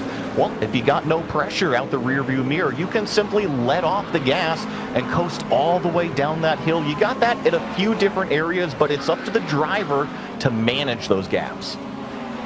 That's fiercely forward around the outside, and that's a fierce move to say the very least. Paddy Wolf makes it work on Marcus Hamilton down under the Fox Factory Bridge. It's not a typical passing opportunity, but Peter, it does take two to tango, and both work together to make it work. Yeah, great respect there, but that takes serious bravery to go around the outside at turn 12, because you can get shown the wall there very easily. But first our kind of scheduled GTP pit stop, race clutch red in from in there from 12th position, Jere Lehtinen bringing that car in, the Cadillac for them. But yeah, it's those two Apex cars. We're so used to seeing Apex Racing Team GTD cars running at the front, whether it be in an iRacing special event or indeed in this championship as well. Pretty disastrous for both of them to have incidents, but the Mala Racing Team car, the 110, which was involved in one of those incidents, which got the penalty for the Apex Racing Team, they're out. So it must have been a fairly serious incident. Yeah, and so is BS Turner from what I believe. So both cars powered by BS Competition start this season off on a bit of a down note as more take us to pit lane. Here comes the number 3, so Marcus Hamilton will roll his way into lane in the Acura, and we'll see if he stays in or if he gets out of the car. Going back to the Apex Racing Team, by the way, they won the first 5 races in IMSA Esports history in that GT Daytona category. All 4 races in 2022, the first race of 2023. They also won another race later on in the season, but yeah, this is a bit of a shock, to say the very least. A similar sort of shock to the BMW M Team Redline incident from pole position, getting tangled up through traffic the very first time of asking. Speaking of traffic, by the way, Joey, I think Casey Kerwin's lost a whole bunch of time. 4 seconds now behind those in front of him, and suddenly Coanda Esports and Mitchell de Jong alongside Agustin Canapino and Solpec Precision Racing starting to look closer and closer. That number 95 is going to have to pay attention to his rear view mirrors, because you're right. I think both Mitchell and also Canapino, they've been a little bit more aggressive trying to work their way through traffic. And you're right, they have closed in what was probably about 2 seconds, maybe 2.5 seconds back behind that number channel, or that channel 199, number 95, and now they're right on the tail. You can see them right at the top of the hill there. There is maybe 2 GTD cars separating them, but as we always say, the traffic giveth and the traffic also taketh. Look at how close these two are. That got very uncomfortable for a second. You can see how much time they lost because the Porsche behind closed up as well. Spool up the hybrid. Can he take advantage if you're Agustin Canapino? Just a little bit too far behind. Lets off that throttle, releases the pressure, and now maybe sets things up out of turn 7. And it's a corner that it looks so simple, but it's something I harp on quite a lot. It's tighter than 90 degrees, and so you've got to be so patient when you get to the throttle. And Joey, I can see you nodding your head. It's one of the things that when drivers say they're losing time there, I go, so you're getting on the throttle too early, aren't you? Well, and turn 6 is so different because turn 6 actually has a little bit of banking and camber that feeds into that little tiny short chute straightaway between 6 and 7. And then it's completely flat on entry, so you're hard on the brakes. All the weight is on the front end. You got to get it to bite. And then the most important part is actually before apex, because you got to get on the gas by then. If you drive it too far up over that left side curb, it can also disrupt the power down traction event. So you got to pay attention on entry, not to overspeed. And then you also have to be more crucial on exit because it leads you out onto that straightaway. and especially with these GTPs, I sometimes feel like you just get all the power, so it's really difficult sometimes with cold tires. And as I'm wondering, we're watching the 3 of Marcus Hamilton, that's out wide, and he skates straight. It's almost like you're beached on the curb. Great job though, Peter, to avoid running off into the wall, because that could have been some more damage, and a return to pit lane. Yeah, really good effort there, because when you get on the ice, when you get on the grass here, it is like ice. You might as well call it ice. And he did so well to just avoid the wall and keep the damage away, because these prototypes can be pretty fragile, and a tiny bit of damage can cause a big drop in performance. And again, I think we'll need to get a bingo card going for how many times I say at this level, because this level is so competitive, and if you're giving away even a couple of tenths a lap for damage, you're going to be nowhere. This is a track as well which the curbs can be unforgiving for damage, so sometimes it's better to take a bit less margin and be a bit safer. As much as we were talking earlier about the dangers maybe of curbs in the real world being a bit scarier for drivers, and just understanding that the tenths that you may lose towards the end of the race may put you in a difficult situation. Jaden Munoz, by the way, it's been a real breakout year for him in many ways, Peter. Joined up with Williams Esports towards the end of last year. Just finished up competing in the IndyCar Butt Kicker iRacing Pro Series, where he made a pretty good account of himself in a car he's quite unfamiliar with. And now he's been given the call-up to race for Williams in a two-pronged effort in the GTP class, and he's leading 45 minutes into the race.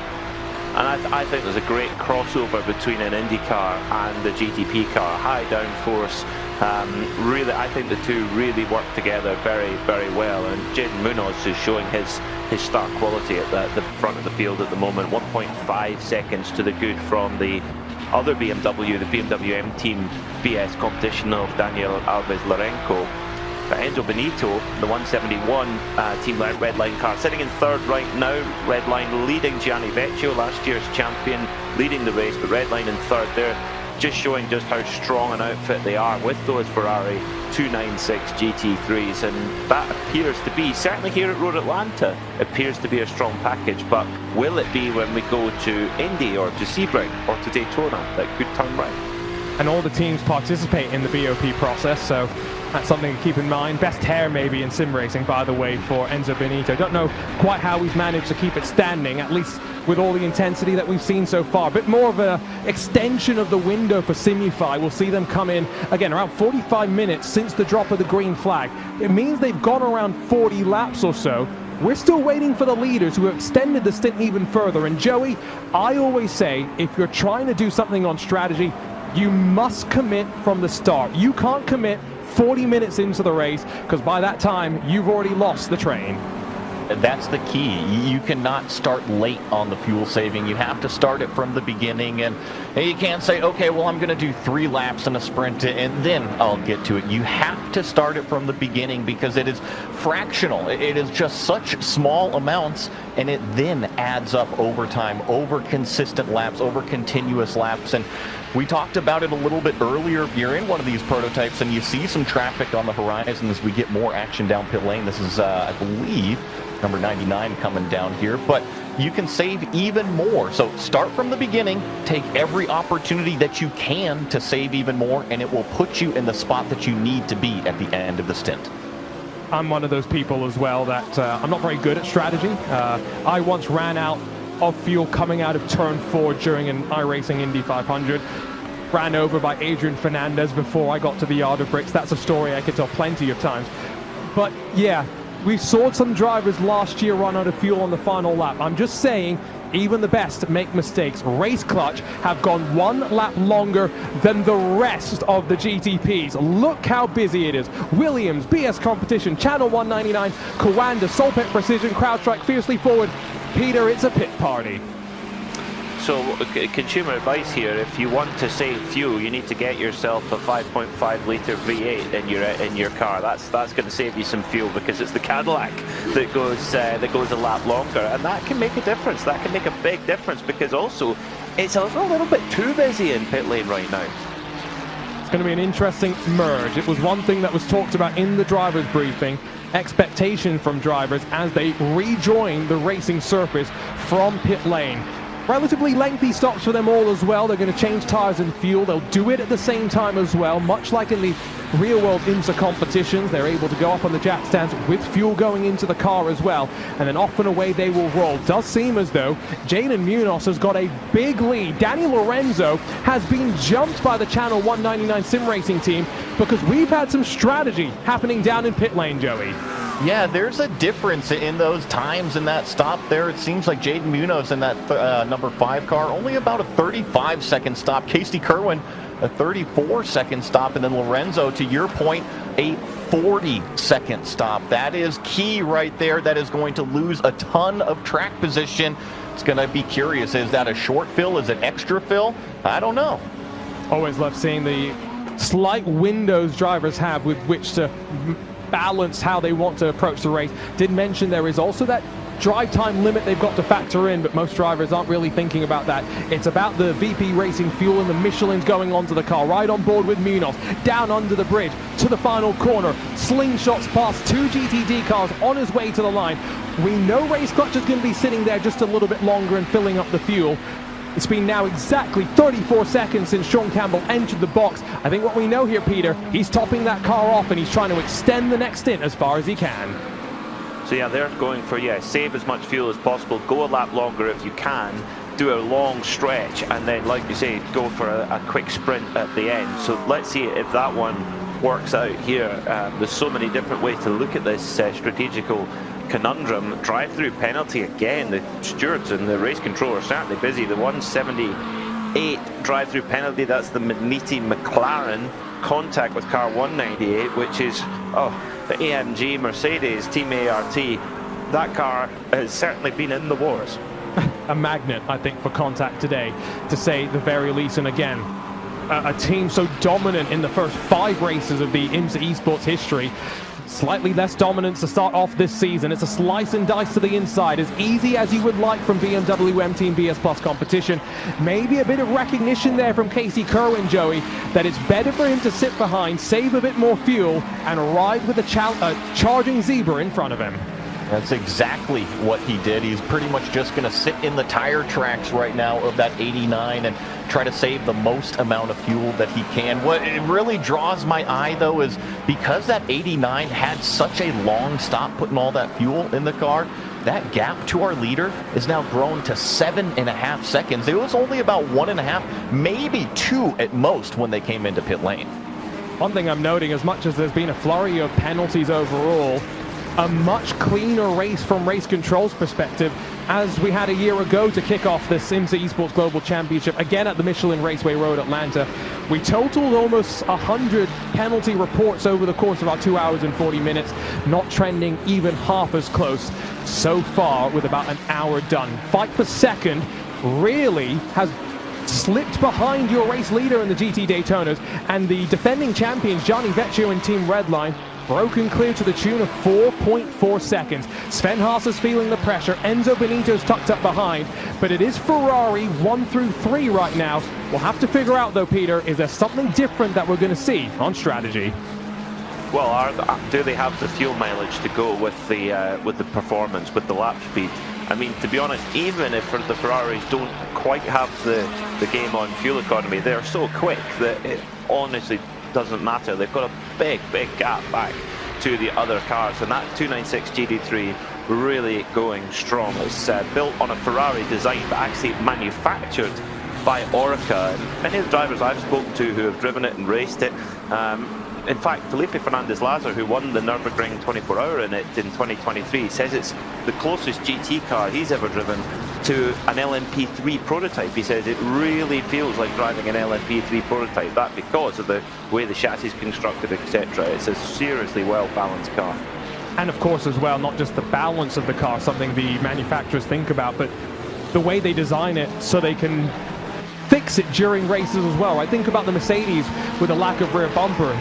Last year in the Nürburgring 24, the way that race was won was the ability for the Ferrari to have its entire rear assembly effectively swapped out in about 2 or 3 minutes. So every time that a manufacturer releases a new car in racing, don't just think it's about because they need to release a new car.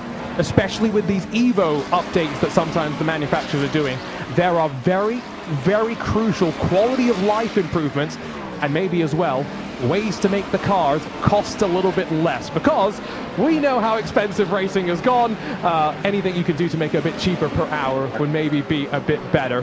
But Joey, ultimately, I will say, the field that we've got here very much feels reminiscent to a real-world IMSA WeatherTech sports car race, with the balance that we have between the GTPs and the GTDs.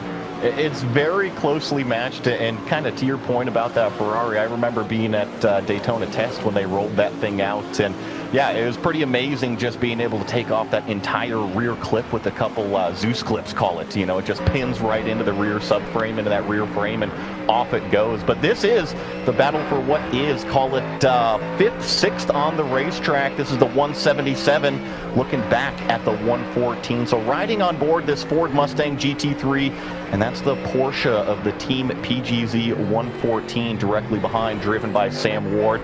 I gotta say, you had mentioned the BOP a little bit earlier, Arjuna, especially from the Petit Le Mans iRacing event, where the Ford Mustangs were just so dominant. Curious not to see them maybe a little bit further forward. You had mentioned maybe something about that fuel. Yeah, they had a crazy fuel ability to just save and be fast, and so I think maybe that's where, again, we had the BOP powered by TFR Lab, just to slightly adjust it for these drivers and their ability more than anything. Adds a bit of weight, maybe removes that ability to save as much fuel, but also slows the car down through the corners.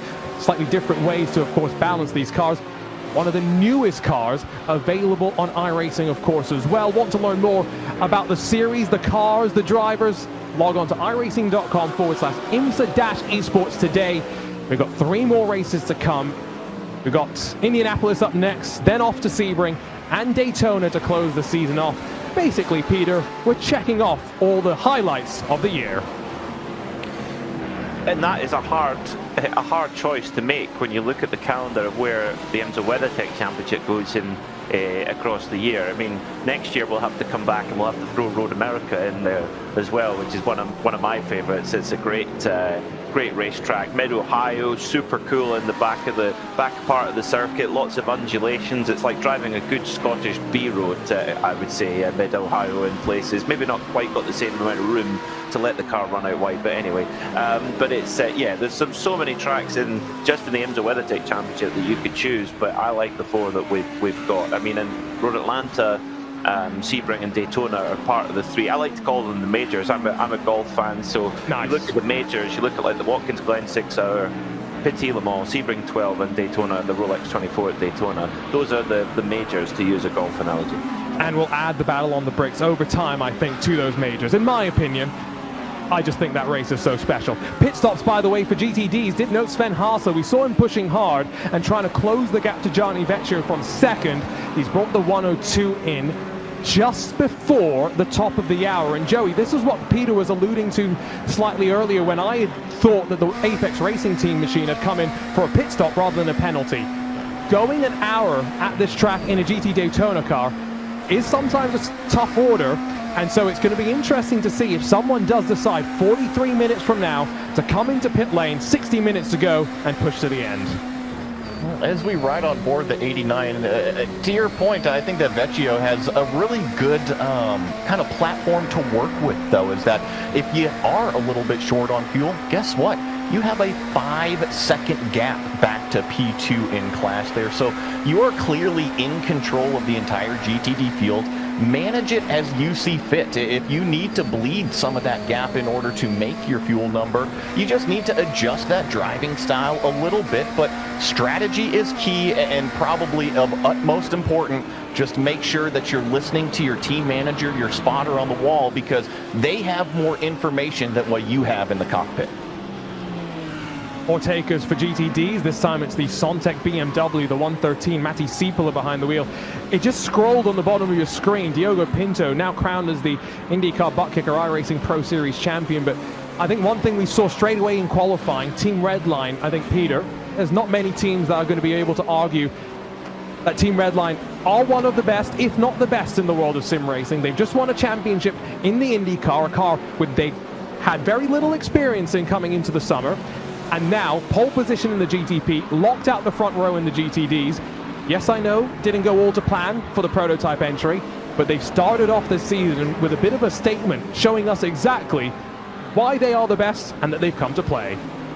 They have, yeah, and they've got such a strong driver roster, and they've got some real loyalty in there as well. You look at Enzo Benito, he's been with the team for over 10 years. That's really unusual in sim racing to see that level of longevity in a team. So we see into the pit then comes the 170 of Josh Thompson and Luke Bennett, and also the 171, Enzo Benito and Florian Lebigra.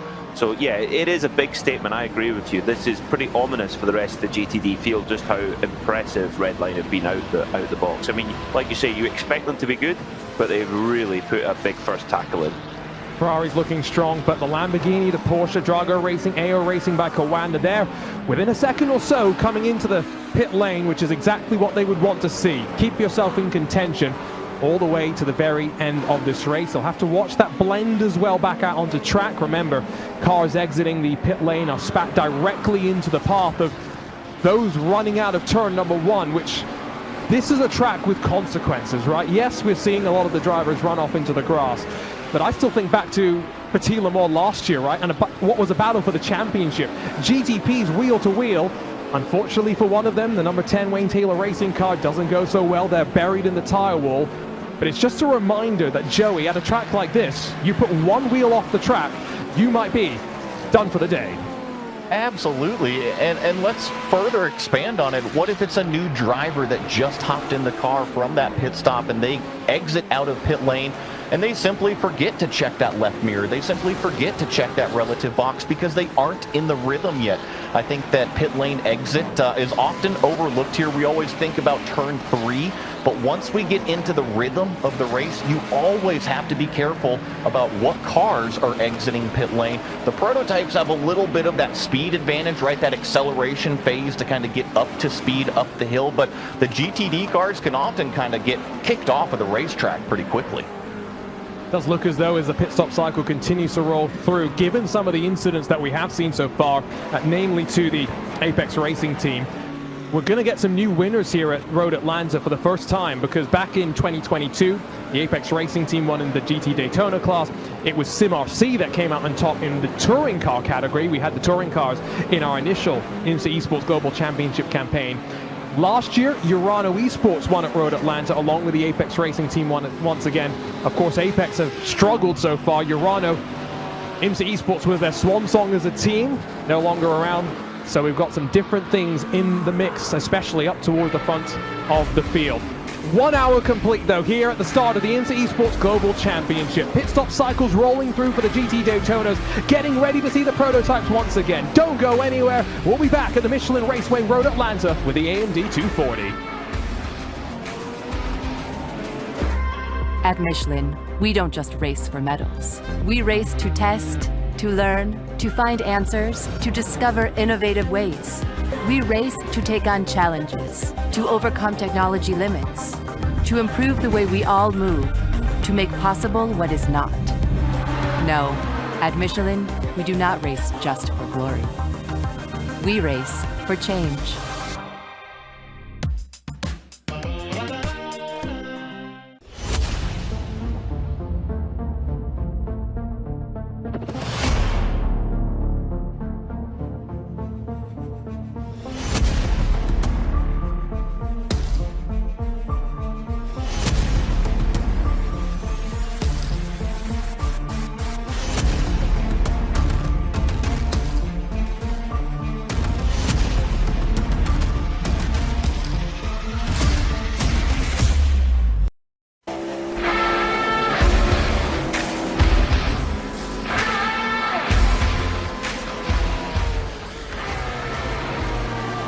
Today's coverage of the AMD 240 is brought to you by Traction, the official media partner of the IMSA Esports Global Championship. Visit traction.gg today. And by AMD, the high-performance and adaptive computing leader, powering the products and services that help solve the world's most important challenges. Their technologies advance the future of the data center, embedded, gaming, and PC markets. And by Michelin, the official tire of the IMSA and of IMSA. Michelin is the exclusive tire provider of all classes for the WeatherTech Championship, Michelin Pilot Challenge, and VP Racing Sports Car Challenge Series. Our junior Kanky party alongside Joey Atterbury and Peter Mackay here from the Michelin Raceway Road Atlanta. We've had a ball to kick off the first hour of competition, and as it sits right now, some breakaway leaders at the front trying to make some strategy work. Fascinating race so far, all led by a clean start initially for chaos after that. Peter, I'll start with you. Some opening thoughts about how this season started. Well, coming back to what we said about Team Redline, the way they're looking in GTD right now, having not one but two cars running really strong right now in that Ferrari 296 GT3. They've got the depth in their roster and they've clearly got a car that's set up well, but traffic management has, I have to say, been managed pretty well. There's been one or two little side-to-side incidents, but less than I actually expected there to be. So top marks to the drivers making their way through what is a really, really tricky racetrack to get through the traffic on. Endurance, not a sprint. Well, these drivers have got such a high concentration level that they're able to sprint at maximum attack and do it for a sustained period of time. It's quite impressive to watch, and get yourself on the iRacing.com simulator. Go and try a race of even 24 minutes, let alone 2 hours 40 minutes, and just see what that level of concentration is like, particularly in a multi-class scenario. So, and that's the great thing about the iRacing platform. You can go on, set the race up exactly how we have here for the IMSA Esports Global Championship, and just get a feel of just how impressive these drivers actually are. And I'm seeing some people in our chats seeing the level of consistency, the level of precision, lap after lap, to hit the same target mark every single time. It's been a rather remarkable level that we're seeing, and well, a good start compared to last year, to say the very least. Both our GTP and GT Daytona classes down under the Fox Factory Bridge and to turn 1 safely. Yes, the Chevrolet for 56 Racing Team slightly wide through turn 3, but it was just as the traffic started to overlap. Dory Sports around, tagging the Impulse car, and then as the prototypes came on through, all hell broke loose. Our pole sitters, BMW M Team Redline, tangled up. Our championship winners from 2023 tangled up as well, and it's opened up the game. Channel 199 Sim Racing pushing hard behind the BMW M Team BS competition. We pushed a little bit too hard. Drago's Lamborghini escorted off the track. And it has been a race where race control has made their presence known. The Apex Racing Team pushed wide slightly by Maniti's McLaren, one of about 10 penalties that we've had in the first hour. It's been, though, a story of staying on the track, being up front when it counts, and so Joey, Williams Esports Chill Blast, 7 seconds clear in the GTPs. GTD split by 5 seconds as Team Redline lead 1 and 2. Dominant leaders establishing themselves right now.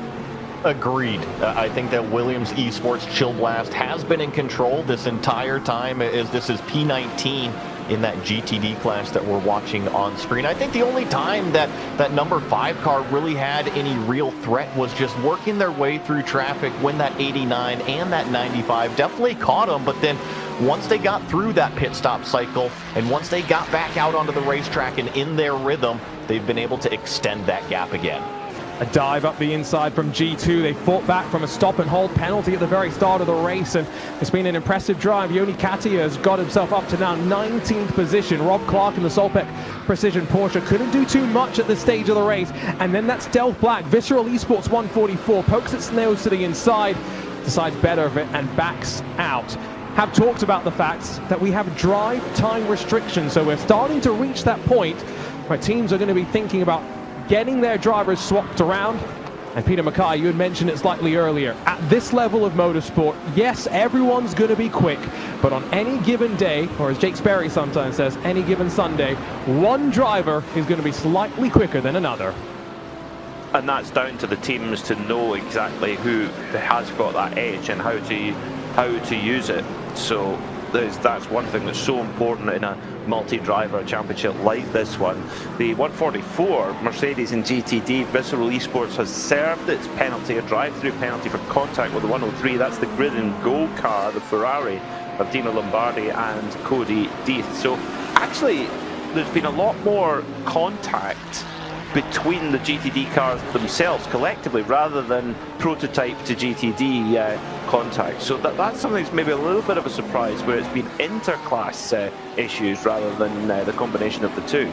And this is a real drag-out battle between Sean Campbell and Agustin Canapino. Remember, the Cadillac of Race Clutch went long in that first stint of the race, and it really enabled him to maybe strategize differently later on. The Porsche, though, on the inside up towards turn 3, not alongside enough, and a battle that started at turn 10 finishes at turn 3. And oh yeah, don't forget CrowdStrike Racing, Scott Michaels joined the fun as well. This is why we love these prototypes. And to what Peter was saying, Joey, it's great to see the prototypes interfering with the GT cars maybe a little bit less, because as I sometimes like to say during iRacing special events, GTP stands for going to pass, LMP stands for let me pass, and GTD, going to die. You know, I haven't heard that before, but yeah, that kind of lines up with exactly how multi-class sim racing can be, but I don't think it's nearly that type of warfare that we've seen here today. I always like to kind of think of them as everybody going to the playground for recess, right? You got the high school kids, but you also got the middle school kids out there, and there's always going to be the bullies on the playground. It's just who gets basically fights back to them, who's going to bully people around it, and for the most part, it seems like everybody is playing nice today. It's always good to see. Sometimes they play nice. We'll see what happens at Indy. I'm just a bit scared of that chicane. You know, I really didn't like the double hairpins that F1 initially had, but that's a fast chicane, especially with the speed differentials that we're going to have. And whoa, that is a very wrecked CrowdStrike Racing entry. How has Marcus Hamilton done that to the Acura? Oh dear, that's, yeah, the whole front section of the car completely ripped off. That will take a while to repair, so that's such a pity for the CrowdStrike team, because they had 2 entries running really strong. Their number 4 car is still running up there in 7th place, so they'll now be carrying the honour of CrowdStrike there, with Acura also the leading Acuras in this event. So yeah, not good at all there. A little bit of damage, I say a lot of damage for that CrowdStrike Acura. Yeah, that's a little bit of damage, Peter. I want to see what your description of a lot of damage is, because I want to get on your page, because that would make me feel better about how I typically drive. 3 wide? No. The second of the sole surviving, I should say, CrowdStrike entry, Scott Michaels decides not to force it up the middle with Agustin Canapino, who's lost a bit of ground to Sean Campbell, who's now starting to focus a bit more forward. And Agustin Canapino, a lot of people will of course know him for his exploits in touring cars in his native Argentina. Of course, they may know him for racing in the NTT IndyCar series over the last handful of years as well. But one thing they may not realize is how involved Agustin has been in the world of esports for now years. He's been a part of the Williams esports program for 5-6 years since their inception. No longer racing with them actively, now with Solpec Precision Racing. He did win the iRacing 24 Hours of Daytona earlier this year though. Joey, what happened here? It's down at the chicane. It was a bit of a 2-car GTD incident. You see the BMW and the Porsche getting together. I believe that's the Team PGZ Porsche. And then look at this. Prototypes split through. I'm sorry. Well, that's where the impact was just before that. 2 prototypes split on either side. But then the 3rd prototype coming in, we saw the damage. Just a little bit of damage as well. And you've got to say as well, car held its brakes. It's just you're down the hill, there's a bit of a compression. Your eyes aren't necessarily focused to where that car would have been spun, right? So it's a difficult situation to avoid. And I mean, Peter, take a look on board. I'm not a driver, or at least I'm trying to maybe pretend to be. Yeah, we're going to relate to our team racing driver Joey Atterbury on that one, I think. But it did seem to me that he had time to react. What do you think, Barry? I'll pitch in. I do think that was a bit of target fixation. It seemed like he wanted to go to the left, but then he thought about going to the right at the last second, and ultimately just barreled straight into what he wanted to avoid, aka looking at it. Looking at it. And Peter, don't sell yourself short. Don't you forget that one of my first commentaries was on a certain Peter Mackay racing in the performance playoffs. So you remember the grid that you were up against? There were some IMSA drivers in there as well. There was, yes, in the Acura HPD ARX01B, I think. No, C, ARX01B. Yes. The second greatest prototype ever built. I'm not going to dispute you there. A penalty for the surviving now CrowdStrike entry, by the way. So one of them in pit lane because of an incident, no fault of their own. Race control deems another incident, partially the fault at least, of that number 4. And so it is going to be Scott Michaels that will serve the penalty. Drivers have to serve the penalties within 3 laps of them being issued. So one thing that sometimes we talk about is drivers serving penalties that they haven't accrued. And that's something that I'm watching the track limit discussion, Joey. There are some teams starting to flirt close to the limit that they were told about pre-race. And some of these teams haven't done their driver change just yet. So one driver has racked up a whole bunch of off-tracks and now leaves their teammate with the task of managing, rationing incident points to the end of the race. It is what it is, right? If you are that second driver, hopefully you've got a good grip on your teammate and their personality to kind of say, all right, hey, can you keep it below 5 incident points? Can you keep it below 10 incident points? And just kind of rein them in a little bit. Some of the drivers, of course, are going to be a little bit easier to listen to than others, but it is what it is. They're going to have to go out there and deal with it. Hashtag deal with it. That should be what I think the motto of racing should be, right? Because this is something that I've realized a bit more now that I've had the chance to go and do some more real world stuff, right? Is that we have this idea that sim racing is great and motorsport is going to be just as perfect as sim racing often is.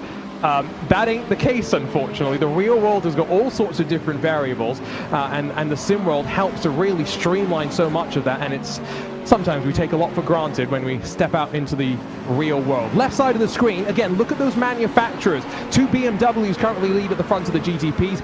It's 3 Ferraris at the front of the GTDs as it sits right now, but we've still got just under 90 minutes to go, a sequence of pit stops to work our way through, and the gap between first and fifth in that GTD class is still just under 10 seconds. And so Rexy, AO Racing by Porsche, could still think they've got a chance here, Peter. Well, let's see what they can do and see if we can see Rexy spraying the champagne. Although it's quite difficult with one of those big champagne bottles when you've got such tiny arms.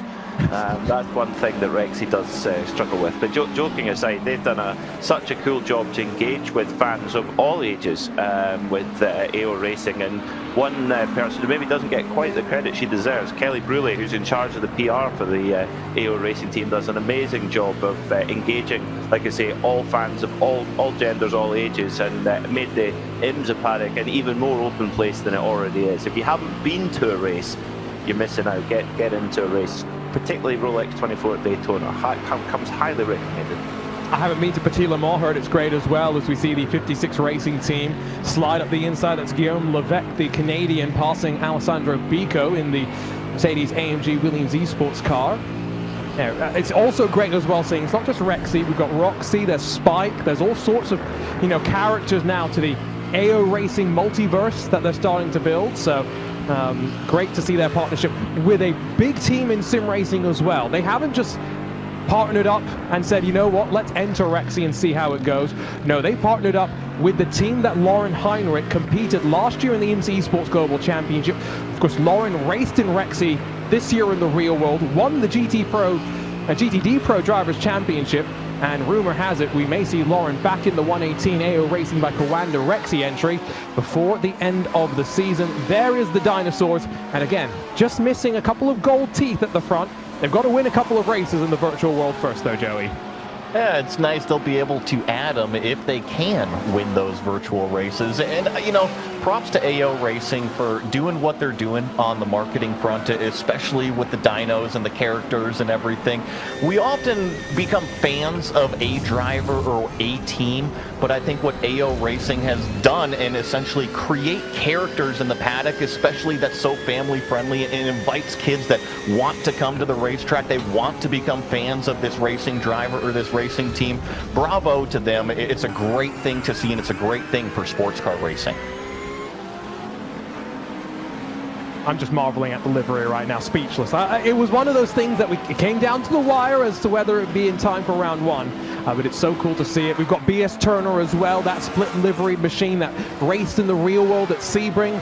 Not racing anymore in this race because involved in the incidents in the opening lap. But again, sim and reality getting closer and closer together and I think there's hopefully some more exciting stuff to come as we build through the season, through January as well, to build up to another exciting Rolex 24. And you know, Peter, you mentioned just how special that race is. I got to go to the 24 for the very first time this year, and the one thing that amazed me, how many people were on the grid just before the 24. Pictures don't do it justice. Sports car racing and prototype racing is back. It is, and that's something that the IMSA WeatherTech Championship does so well, is that access to the stars. And the drivers and the teams are well geared for it too. All the drivers are around their cars, they're there, they totally understand that it's, everyone wants to have, wants to see them, wants to say hello, wish them luck for the race. It's a really special place to be, because you can tell your favourite driver, good luck for the race, hope you do well, and they say, oh, thank you. It's something that engagement, if you look at other categories of international motorsport, that access is just simply not possible, or you have to pay a huge amount of money to gain that access, and it's for the very few. IMSA's not like that at all. I mean, I had someone contact me the other day asking, how to get access to go and take photographs. Can I get a credential? To be honest, you almost don't need one, because the access for everyone is almost the same as what we get in the media. So that's something that makes IMSA what it is, not only from a fan standpoint, but also what the drivers bring to the table as well. And from speaking to so many drivers over the years, they love going to race in America. I think one of the really cool parts about that real-world IMSA paddock that you were kind of mentioning there, Peter, is just the accessibility. I've had the very fortunate opportunity to not only be a part of a lot of IMSA teams, but manage a couple IMSA teams, especially in the GT4 categories. And IMSA themselves do a great job to say, hey, if you got fans that are checking out the trailer and checking out the car, invite them under the tent. That's why they're there. So to your point, yeah, the accessibility is always great, and kind of to Arjuna's point, Daytona is always wild. That pre-grid, it's almost like a mosh pit trying to get in and out of that down there. If you haven't been to Daytona, yeah, put the 24 on the calendar. Yeah, and I managed to bring a friend that I met on Reddit, started a sim racing team with him back in 2017. He flew with me to the 24. He helps behind the scenes as well to help us run some of the IMSA Esports stuff as well. So very cool to be out there. And I think, like Peter said, you don't necessarily need all the access, because I had the access thanks to the wonderful people at IMSA that put all of this esports stuff together as well. But we spent most of our time hanging out with our friends who didn't have all the access, because IMSA is that open and accessible. So go wander around the paddock, go and do the grid walk, go and enjoy sports car racing. But there's so much happening in the world of iRacing right now. Of course, this championship kicking off. We've just wrapped up the IndyCar Butt Kicker iRacing Pro Series as well. And let's not forget that tomorrow night, the World of Outlaws iRacing Late Model Series continues as well. So constant, ever-present esports action to come. And don't forget that qualifying races are every week. So the drivers that are racing tomorrow in the main event, 8 p.m. Eastern, here on the iRacing Esports Network, well, they qualified November 19th through 21st, and they've got to do that every single week. It's a lot of effort for some of these drivers, but they put that all in, and it's all as well as the World of Outlaws Dirt Racing 24 console game is now available on all platforms: Xbox One, Xbox Series X and S, and as well PS4 and PS5. So learn more at worldofoutlaws.game.com. Really great to see, especially this year, where iRacing continues to branch out. Down to pit lane, I think Casey Kerwin has run his race. An hour and 20 or so minutes, the Channel 199 sim racing car enters pit lane, and Joey Owen Carroll steps in. Yeah, gonna do a driver swap there in that number 95. I expect all of these teams to be doing the driver swap here on this second round of pit stops. And a little peculiar, this is about 15, almost 16 laps shy of where that 199 actually went in their first fuel stint. So let's keep an eye here on the number 5. This is our overall leader. They're gonna opt to stay out on the racetrack. I think potentially if you top the car off, you could go about another 14 or 15 laps from here. And which teams, remember, did fill up long versus which teams slightly short filled will determine probably when they decide to slide their way down onto the box and execute that driver change. It is going to be around a 50 seconds stationary time for all teams, expected to be a bit of a full service VP Racing fuel alongside the Michelin tires as well. But as we sit right now, things starting to break apart in the GTDs. Joey, talk us through the story of the race. Yeah, it's really been this number 170 Team Redline car. Remember, they started up front and they have been in control of the race the entire time, setting one of the fastest laps already at a 1:18.0. But really, the consistency is what is paying off for this 170, because it's given a 5.5 second lead over this next car, their teammate, the number 171, also from Team Redline. Now, I do have to say that the top three are Ferrari, so the overall pace pretty similar. It's just which driver can really keep those consistent lap times. We do have a team difference on P3 to the number 102, as looks like we've got our overall leader here coming down pit lane. So on lap number 31 of the stint here for the number 5 car, and this is the 102. This is that third Ferrari in the GTD class, so they are currently giving chase. They're about, call it about 3.5 seconds behind that second Team Redline car. And then in the 4th place in GTD, we finally have a manufacturer swap with the Drago Racing number 168. This is going to be that Lamborghini Huracan. You see it streaking down towards turn number 10 right here. Things have been going pretty straightforward for this 168. Maybe not the consistency that the overall Ferraris have right now, maybe about 1/10.5 off in terms of that overall pace.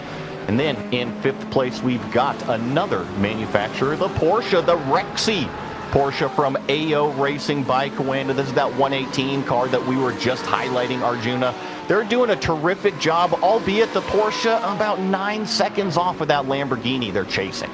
Yeah, and they're not far in front of Sam Ward, Team PGZ Sam Ward, who is on the hunt as well. So still waiting then for BMW M Team BS Plus competition to roll their way to pit lane. They did fill up a little bit longer than the team that we just saw, Williams Esports Chill Blast, roll their way to the lane. So maybe at least 2-3 laps or so before they will find their way down to the box and that driver change executed.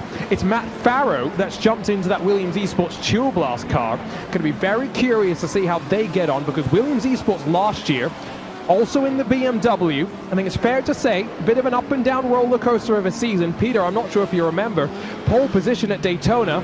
Let's not talk about how that race ended. No, definitely not. Best to leave that one behind. But that's the thing, a great thing about the first day of a new season. Everything's in front of you, so you can go and enjoy it. Drive-through penalty being served for the 199 racing team in GTD. Unfortunately, been quite a few penalties to contend with. Now, BS competition, as you alluded to, Arjuna, they stopped for 4.5 seconds more at the first stop than the number 5 Williams Esports Chill Blast car did. So that's why they're able to run a little bit deeper into this stint, and they may be able to close the gap down. The gap was sitting at sort of 6 or 7 seconds when the number 5 Williams car went into the pits. So we could well see that gap actually reducing slightly, and we'll have another really close battle in for the lead once again. Fingers crossed. Meanwhile, crossover with Vesta Sports Chevrolet watching on channel 199, not able to make this work just yet, but Owen Carroll is starting to push the tempo a little bit with fresh tires underneath him, of course. Still waiting for his rival to make his way down to pit lane. Might be this lap, might be as many as a couple more laps as well. All just depend on what Felix Van Delft, the engineer for BS competition, is going to call in the ear of the 89.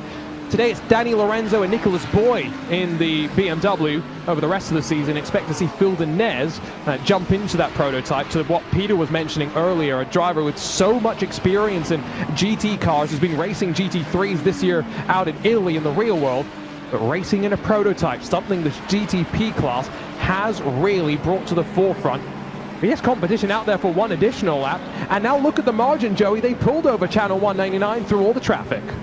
And I'm looking just at the hard data that on the notes that I've taken. So this number 89 car on their first stint went 42 laps on fuel. They're currently working lap number 34, as it looks like we've got another car down pit road here.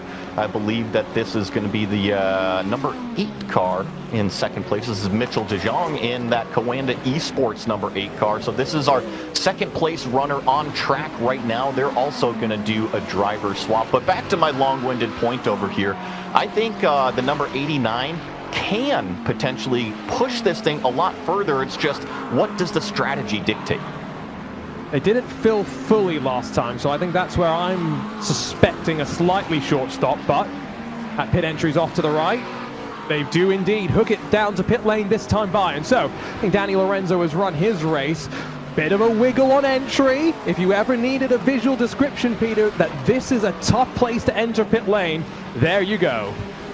Well, what astounded me in the iRacing Petit Le Mans 6 weeks ago was just how many of the world's top sim racers crashed into the pit wall there. I've never seen anything quite like it in the time of commentating on virtual motorsport. So yes, for some reason it is very, very tricky, and this is the thing, you're trying to not lose any tenth of a second at all. You've really got to maximise everything, and coming into the pit lane, it is probably the most difficult corner on the racetrack, or close to the racetrack. It means that Sean Campbell once again inherits the lead, going long in the Cadillac, as Peter joked last time. What you need to say, fueled by a large 5.5 litre naturally aspirated engine, and it will save you all the gas that you would want. Solpec Precision Racing still with them though as well, so a Canapino in the Porsche 963 has done a decent job of managing the VP Racing fuel underneath him, as we see a couple more drivers down to pit lane, but stepping out of the car and handing over to his teammate Matt Farrow, we've got Jaden Munoz standing by with Joey Atterbury down on pit lane. Yeah, Jaden, you're out of that prototype machine now. You pretty much managed the race from the front the whole time. How did it feel from inside the cockpit?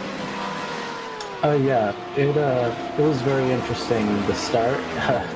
I already knew, like, from Petit, like, the first stint was going to be very, very, like, chaotic, and it certainly was. I didn't expect, like, all that pile-up to happen. But yeah, luckily we avoided everything. But yeah, it was sketchy. The first stint was all right for me. Felt like I could have pushed a little bit more, but I don't know. I think it's something with the wind in this, because the winds are, like, really, really high in this race, so it's hard to get a little bit more trust into the car. But yeah, I think I did okay in the first stint. Second stint was not very good. We got hindered a bit with some lap traffic, and then some of the team, diving us in some corners. But it's whatever. And then the last pit stop, we had a glitch, so it's not looking good after that one. You know, you always are thrown a few speed bumps along the way in the race, but I gotta ask you, in terms of traffic management, it's always difficult with the GT cars. Did you have any worrisome moments out there, or is everybody, for the most part, still playing nice? I think, especially in the first one, everyone was kind of being a little bit more cautious, especially me. I took a lot of caution diving, especially into, like, turn 4, turn 5. Yeah, those are the scary ones. I think I took a little bit more risk in the second stint. But yeah, traffic is really tough around here, as it always is. And yeah. Well, I would say looking forward to the last hour, 10 minutes here. Are you guys worried about any more of pit stop issues or any fuel issues that might be arising? As long as we don't have the glitch again, I think we will be okay for now. But yeah, that last one did hinder us a bit, so we'll have a little bit more to come back on. Well, Jaden, I'll let you go. Thank you so much for coming out and racing with us, and great job managing those first couple stints. Thank you. Have a good one. Looks like we also have Mitchell in here with us. Happy to have you in here. Just hopped out of that prototype machine. How was it for you?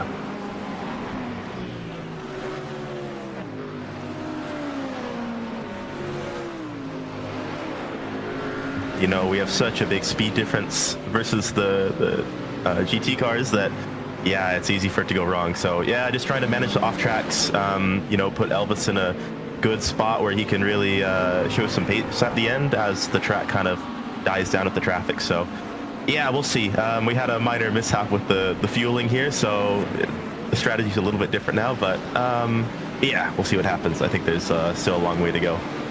We've already talked a little bit about the GT cars and the traffic. I got to ask you about the manufacturers. How do you like the Porsche around Road Atlanta here? Do you feel like there's any strengths or weaknesses compared to the other prototypes that you've been racing against?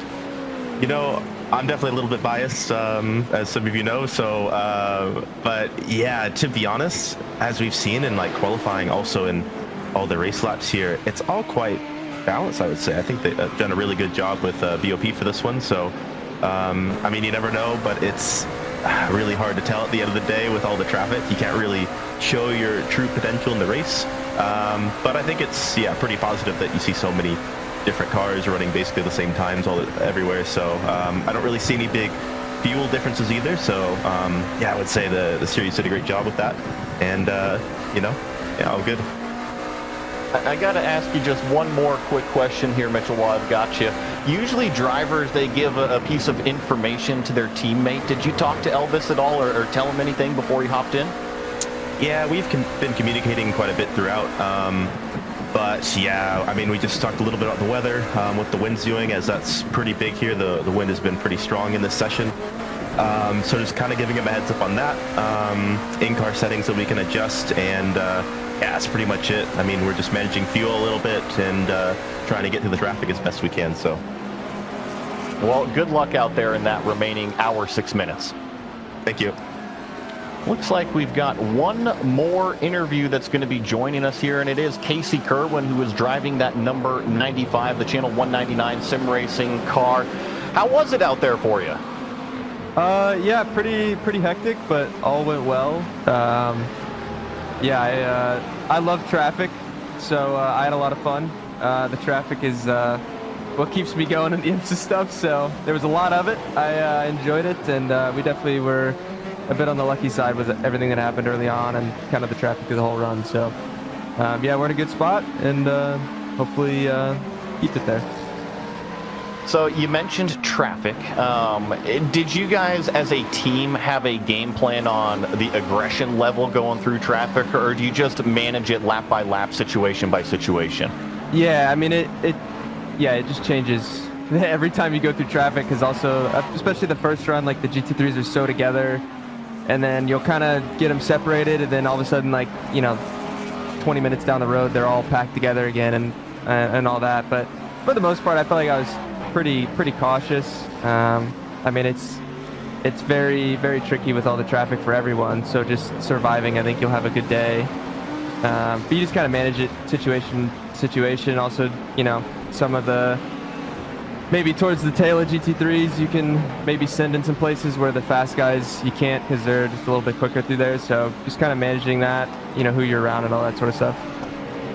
Now, a lot of people know you for how successful you've been over in the eNASCAR series, winning that championship, but you're also part of this team over here. Now, how much was winning Daytona last year, like, kind of momentum, set you up to work together here again in 2024? Did that really kind of help push the ball down the hill? Yeah, definitely. I mean, you know, last year for me, like, when I fell in love with IMSA and started doing it more last year, for me, getting to the opportunity to compete was, I just wanted to kind of prove to myself that I could compete for the most part. I still struggled at times, and obviously Daytona was going to be my best track, just for what I had the most experience at. So yeah, I just kind of proved to myself that, you know, I can compete. You know, obviously there's still things I need to work on, like even here, like to the top guys, I'm not quite fully at their pace yet, but yeah, I just feel like I've learned more over the whole year as well, like continuing to keep racing and being in some bigger SOFs and things like that have helped me, and yeah, I just feel like I'm a bit more complete for this stuff this year. And yeah, obviously Owen and I had a lot of momentum from Daytona last year, and yeah, it looks, so far we've kind of rolled it into today, so it's been good. Well, I know you are a busy guy out there. Thank you so much for coming and racing with us, and good luck the rest of the race out there. Thank you. Appreciate it. Well, that was one of the drivers of that Channel 199 sim racing team. They're currently sitting in P5 overall in prototype. And the thing about Casey as well is so humble. He calls himself a streamer that sometimes goes esports racing as well, which I think slightly undersells his capability across so many different disciplines as well. We're focused on Rexy defending from Sam Ward. These are two teams that are probably thinking about their pit stop windows opening up, because Peter, as we've talked about, GTDs can maybe go as long as 60-61 minutes on fuel. You might want to get your second driver in to push to the very end. And that is, yeah, pure driving, pure sprint stint for the driver waiting in the wings, ready for that hour long. I think if you can get underneath that hour, and if you can take that worry about fuel away, and it's just flat full rich to the end, that's where you want to get. If you pit now, you're going to have to really heavy fuel save, so you're going to need at least 2 more laps, including this one. So there's definitely that thought in there, and I would think for the PGZ car behind Rexy there, it's, do you really want to be taking massive risks to try and overtake now? No, I think this is where you just get that tiny last bit of fuel saving in there to try and make the jump at the stop.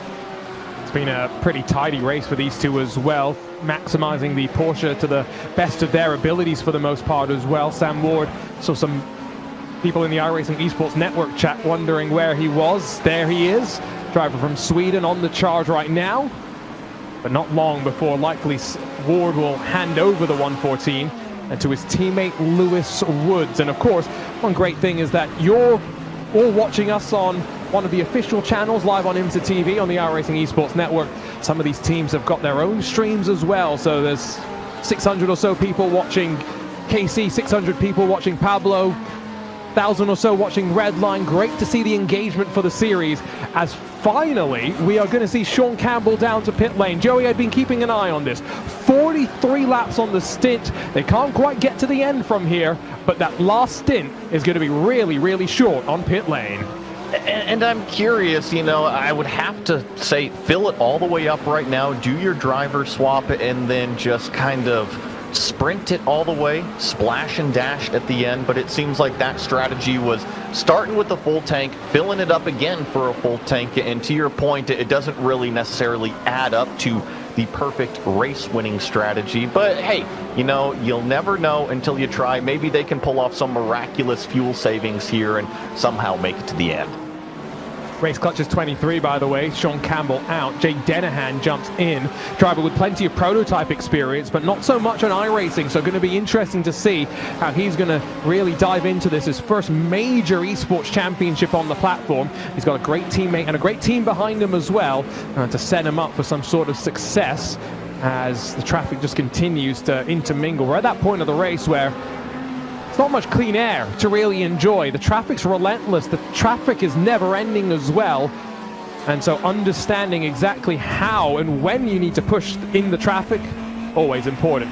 Always interesting seeing the different setups, the different rigs, Peter, that drivers are using. Max Muir, one of the few drivers across of the just shy of 100 drivers in the field, racing in virtual reality. It's quite an experience when you put on that virtual reality headset, and yeah, the whole idea of it is that you feel that you're really truly immersed in that experience. Interestingly, a lot of the top drivers, they don't go for a virtual reality headset. They go for usually 3-screen setup or a kind of curved round screen setup to try and give that peripheral vision when you're battling away in traffic. A lot of the top drivers say that that's just a little bit quicker and a little bit more reactive. The VR is not quite as quick. I mean, we're talking really, really minuscule amounts, but if you hop on the iRacing simulator, put that headset on, it'll give you such an immersive experience. It does take a little bit of getting used to it. It does make me feel slightly ill, I must be honest. Have you ever done VR with motion, Peter? No, I haven't. Okay, so if you want to get even more sick, there you go. That's the combination that you need. I always find it interesting that road races, I think, is where we see a bit more of the aversion to virtual reality. But Joey, I'm curious what you think about this as a driver, but especially in a lot of the dirt racing, right? We just talked about the World of Outlaws and the esports series going on there, late models competition, but I've commentated on Rallycross, the Pro 2 championship, Pro 4 championship that we had as well. We see a lot more VR there. Shorter races, a little bit more, I guess, close compact racing, and drivers appreciate the ability to be able to look around. I think it comes down to the experience that you want. I feel like in a lot of these professional esports competitions, you're going to want something with a really, really high refresh rate, something probably like a triple monitor or a really good ultra-wide. This number 178 is running a triple setup, and the virtual reality, I think it's really, really neat. And coming from a racing car driver perspective, it's almost like putting on a helmet and then you just get transported inside the race car, right? You get to look down at the buttons, you get to look at your gauges, you get to look right at your mirror, look left at the mirror, and really kind of get a feel of the world around you. And yes, to your point, Arjuna, I think that helps out a ton when the car is moving around a lot. Those Pro 2s, those Pro 4s, those dirt races where you have so much yaw angle in the car, it really helps to be able to turn your head. However, with triple monitors, as long as you got the field of view set properly, it can be a very, very similar experience. It just doesn't quite have that immersion level, call it. Let's get the FOV police out for your triple screen setups, shouldn't we? Just saw Josh Edmondson jumped into the IMSA YouTube chat to say he loves VR. He's one of those drivers that competed in the iRacing Off-Road Championship Series. He's team manager for Channel 199 Sim Racing as well, so probably quite experienced doing some practice with his drivers in VR. What's that's like and whether he would want to do that in this sort of a competition as well. Up front, it's quite interesting right now as the gap starts to close. Nicholas Boy still leads for BMW BS Plus competition, but Matt Farrow has been slowly starting to narrow that gap down in the Williams Esports Chill Blast entry. 3 seconds between them, another 3 seconds further back, Peter, to Owen Carroll, and then a big gulf to Elvis Rankin. I think that GTP class is looking like it's down to the 3 at the front. Yeah, and just crunching some of the numbers and looking at who's got what. And interestingly, the number 5 Williams Chill Blast car is a little bit lighter on fuel of what's been put in over the 2 stops so far. So they will need to be putting in a little bit more. Looking at BS competition, they're actually even lighter. So they've kind of, that's interesting. They've gone 2 seconds lighter. So the 2 leading cars, effectively, they are the lightest on fuel of what's gone in the tank so far. So this is going to unravel really interestingly, I think. Channel 199 Sim Racing in the 95 car, they're fairly evenly matched in there as well. Coanda, they're the dark horse actually. The number 8 Coanda, the number 8 Coanda car with Elvis Rankin and Mitchell de Jong, they've got a bit more fuel that they've put in over the course of the race, so keep a watch out for them. Yeah, and that's something that actually, go back to last year, Coanda ended up 6th in the first round of the season in one of their entries. The other one was back behind them in 7th, and they went on a very interesting fuel-saving approach in the Porsche 963. They felt that was their best chance for achieving a result. It's not the same sort of fuel-saving strategy, but I think, like Peter points out, they're in that no man's land where they could be, dragged into the fight, or they could be left out and just run by themselves for the remaining time. Our Michelin wildcard entry, Sherra Esports, still hunting down Drago Racing, and it's a really impressive performance from them, Joey. They qualified down in 20th position. They've gained 11 spots so far to sit inside of the top 10, and while we're not going to see any more of Sherra Esports for the remainder of the season, they'll be pretty happy with the performance they've showed in their one-off outing this year. Not only are they that far forward with that many positions gained, but I'm looking at timing and scoring. They are the furthest forward of all of the McLarens that are out there running. So that kind of sometimes is where you set your benchmark, right? If you know you can't catch the Ferraris just based here at Road Atlanta, at least be the fastest of the McLarens. They're doing a great job, showing a lot of respect out there. I haven't seen them on that penalty list. Otherwise, they wouldn't be inside the top 10 in class. And really, they're right on the back of that 169 car, that Lamborghini directly in front. Maybe an opportunity for another position as well. And still sniffing maybe even a top 5. Remember, AO Racing by Coanda, the Rexy entry, we talked about it slightly earlier. It's somewhat dropping back from the leaders. Speaking of, race leader up front, Nicholas Boy pilots the BMW M Team BS Plus competition, and his teammate Danny Lorenzo joins us now. Peter Mackay standing by with the driver of the 89. Danielle, it all seems to be going very well at the moment. What's the story of the race been in the 89 car so far? Well, honestly, it's been quite unspectacular for me. I mean, at the beginning, I mean, it didn't look like it from the outside probably, but I just hoped for a top 5 in Q, which I got luckily, and then I hoped for just swimming with the leading pack at the beginning. And then, yeah, the early crash at the beginning was just pure luck that I survived it, and the 2 of the 3 cars that were ahead of me did not. And from then on, it was just, yeah, playing the safe game, just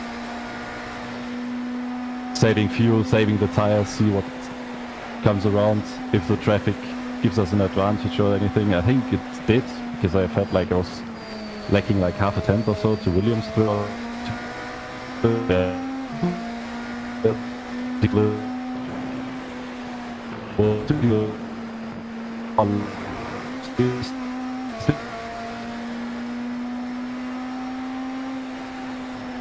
Seems as though we've lost Danny Lorenzo there, so apologies for the technical issues, but live broadcasting, things can happen at any time. This does seem as though, Joey, just the sense that I got from him, he wasn't necessarily expecting that sort of a crazy start, and then once it happened, they just rolled with the punches. It's what you have to do in racing. Sometimes it goes your way, sometimes it doesn't go your way. And I mean, what was one of Peter's keys to the race, right? Make it through turn number 2. Well, everybody made it through turn number 2. It just so happened to be that the major incident was a little bit further down the road, turn number 7 on the first way through traffic. But you gotta roll with the punches when you're racing. Punches as well. We've got takers down onto pit lane, and this is important for the final time today, Peter. Red line are in. Yeah, red line have just been imperious, but they might be about to get jumped here by the grid and go Ferrari. It's a race off of pit road. There's a Mercedes in there which is running a lap down, 3 wide coming out the pit road, and oh, grid and go back out of it there. Team red line do not, so that is the 171 car rejoining. And just, well, was just a little bit braver there coming out. One of them had to blink, in fact 2 of them had to blink, and it was the 171 of Florian Lebiger with ice in his veins, and he hangs on to that critical advantage. They're stuck behind some traffic, but like you say, track position could be important here. Unsettled and out of shape for the Apex Racing Mercedes, who pulls out of line. Luke McEwen knows this is not his fight, settles in behind that grid and go Ferrari, and I think now all bets are off, because these drivers don't need a full tank of fuel to get to the end, so these stops aren't necessarily all going to be full service. Here comes Rexy in for the final time today, Joey. And that just comes down to those strategies on how each of these teams has basically laid out this 2-hour and 40-minute race. We're also getting that lead McLaren coming down pit road as well. These cars were able to stretch it, call it 1 lap further on that stint, but he could have filled it up a little bit shorter, and with 15 minutes to go, Arjuna, to your point, these GT cars should have no issue making it from here to the end. The 50 minutes doesn't sound like a lot of time, but I promise you there's still a lot for us to figure out and unwind, both strategy and then maybe battles all the way to the end. Remember as well, if teams have not already swapped around their drivers, they have to do it in this sequence of pit stops. Tristan Iglesias is out of Rexy, Michael Gianni in, and a whole bunch of other swaps in the GTD. This is that blend though, and it was neck and neck, and Grid and Go deciding, Peter, they did not want any part of the fight. Interesting, that Grid and Go car was about half a meter ahead. They actually had a slight nose on the red line car, and I mean, that's a really tricky one there because it's so narrow coming out of pit lane, but that's a really key point coming out of pit lane, and a red line hang on, which should, well, which puts them in a position to score a 1-2 depending on how these pit stops roll out, but that's really, that could be really, really pivotal. It's something Race Control will take a look at as well, as the Lamborghini for Drago Racing, the 169, slots its way into the stall. So Nicholas Matteo jumps out. Jaden Laydick gets in, as back onto track is the sole surviving VRS Kawanda machine, I do believe.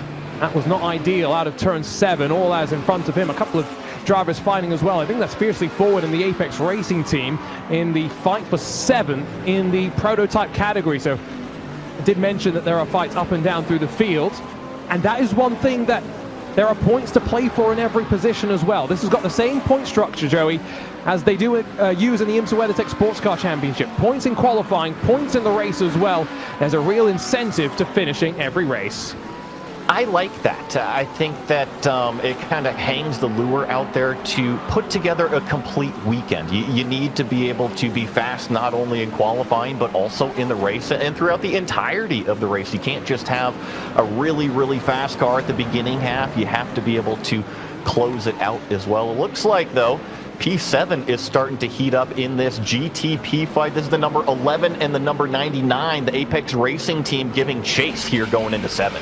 We saw Paddy Wolf with the bold move earlier. Marcos Nunez now behind the wheel of that 11, fending off the advances of Marshall Hubert for the Apex Racing team. Valkyrie's Ford Mustang up on the jacks. Vesta Sports Chevrolet up on the jacks as well, as might be some driver changes for each of them. Daniel Savini jumps back into the 152 for Vesta Sport. But in this fight now for 7th position, up the inside of the G2 Ford Mustang, enables Nunez to hold on for the time being. Now, these are two drivers that have been out on track for about 16, 17 laps or so right now. And it's a battle between two manufacturers, Peter. Cadillac versus Acura. Yeah, the biggest engine car in the field versus the smallest in GTP, the 5.5 V8 of the Cadillac versus the 2.4 high revving V6 of the Acura. One, of course, the Cadillac based on a Dallara chassis, the Acura based on an Orica chassis, just as the rules go. Multimatic chassis for the Porsche, for example. So very, very closely matched on the timesheets to ride with number 5, Matt Farrow, just a second behind the 89, the race leader of Nicolas Beau. And it is very, very tight indeed right now. It's just been traffic taking. That's all it is. The traffic gives in spades to Williams Esports. It's taking from BMW M Team BS Plus competition. Some traffic between them, yes, but expect the Acura of CrowdStrike Racing to be a moot point in this battle. Instead, it's down to under a second. And Joey, maybe most importantly, Channel 199 have not been able to close in as well. They are still 6 seconds off of the race leader. It has been the charge from Williams Esports to bring them into the fight. It really has been just this number 5 hunting it down, and that pace has been pretty incredible, just turning very, very consistent lap times, and now they're using the traffic to their benefit as well. You see that 89 car just right up the road within touching distance, and I believe that's actually a lapped car that's just in front of them as well. But I wanted to point out 45 minutes to go, call it 46 minutes to go right now. I think that if these cars completely topped it up, they could be good to go to the end, but it's just a matter of, do you want to put that much fuel in the car? Well, that's some drama for World Sim Racing out of turn 5, but they were already down in 24th position. It goes to show margin for error here at Road Atlanta, even in these closing stages, as minimal as it's ever been. That CrowdStrike entry, by the way, has not really moved aside just yet. Will it be now that Matt Farrow gets into the draft, maybe gets onto the headlights as well? You can see the flashing there, just trying to get the memo across to Tanguy Bion, who's returned to the track in that damaged CrowdStrike Racing entry. He slices on through, and now 3 car lengths, if that, between the leaders, down under the Fox Factory Bridge. And the one thing that, Peter, the sim I don't think really gives you that sense for, the elevation change at Road Atlanta. That final corner, it's like a sheer cliff when you're standing at the very top. Yeah, this when this track was built in the late 1960s, it was cut out of the natural landscape. The red Georgia clay was cut to the shape. The track was cut into the shape of the land, so you get that natural flow, and that's really where all the best racetracks are built, is across the natural curvature of the land, and works really, really well. And yeah, turn 12, it's especially in a prototype where you're really leaning on the aerodynamic downforce. It's really cool. One of my favorite tracks in the world, I've got to say, and that's where iRacing comes into play, because yes, I've watched races at Road Atlanta plenty, but it wasn't until I did a few of the iRacing Petit Le Mans that I really fell in love with the track and the event itself, right? Because I think that's part of it. Peter talked about the track being carved into the natural landscape, but Joey, I think the race is maybe as much of what makes this track special as the track makes the race special. There's just this synergy between the two of them. Every time we roll back down here to Braselton, Georgia, I'm fixated for 10 hours. It's pretty fun, and I also feel, given Real World Petit Le Mans is at the very end of the schedule, it almost seems like when Mother Earth turns the lights off, all the gloves come off. It seems like the driving standards don't get thrown out the window, but all the frustrations throughout the entire year, they start to rear its head, and what a better way to end the season than a championship battle with the gloves completely off. And that's why I think I like the sort of contrast for us. We start our seasons here. That intensity kicks off the campaign. How close out of turn 7 is it? Half a car length, and Farrow loses a bit of ground out wide and maybe kicking up a bit of grass and gravel as well. They're both in identical machinery, BMW M Hybrid V8s. The only question, how have they set them up? Farrow closes into the braking zone, into the chicane, shows his nose for a moment, but can't get alongside. The setup point is really important, Arjuna, because there is two distinct approaches for a setup for Road Atlanta. You can go for the high downforce and be quick through the first part, but then lose on the back straight, or you can go the low downforce, and the opposite is true. In the qualifying for the 2008 Petit Le Mans, Porsche pulled an absolute blinder against Acura in a really big development battle. They actually pulled out special aerodynamic wheels with flat covers on them as part of a low downforce kit, which they put in for qualifying, but not for the race because it was a little bit too twitchy for the race. But for a qualifying lap, it really worked and it pulled a trick. So the setup, you're right, these cars, they're out of the factory, they're the same, but how are they set up? And indeed, which one has more fuel in it, and therefore, which one will take less time when they go in for that final stop? We saw the hands go neutral and naturally just trending to the middle there as Farrow tried to get the power down. I think one thing that makes this track interesting as well, when you talk about that setup balance and the two different approaches, is in traffic, I think there is a definite advantage to having a bit more confidence and stability, even if it hurts you at a top end. And that's just my philosophy. I've always thought that these drivers are more capable than me of wrestling a car that's a bucking Bronco and trying to run them off the track. So we might end up seeing a bit more aggression that results in some craziness. And well, don't forget the craziest time of year if you want to join the iRacing party. It's Black Friday through December 2nd, 50% off all new membership and 25% off renewals and reactivations. Never is there a better time to jump back into iRacing than during Black Friday. So make sure you do so before time expires, because you could be here in 2025, part of the 48 fastest teams in the world competing in the IMSA Esports Global Championship as a pit stop for the final time today, Joey, for the 105 of Alessandro Bico.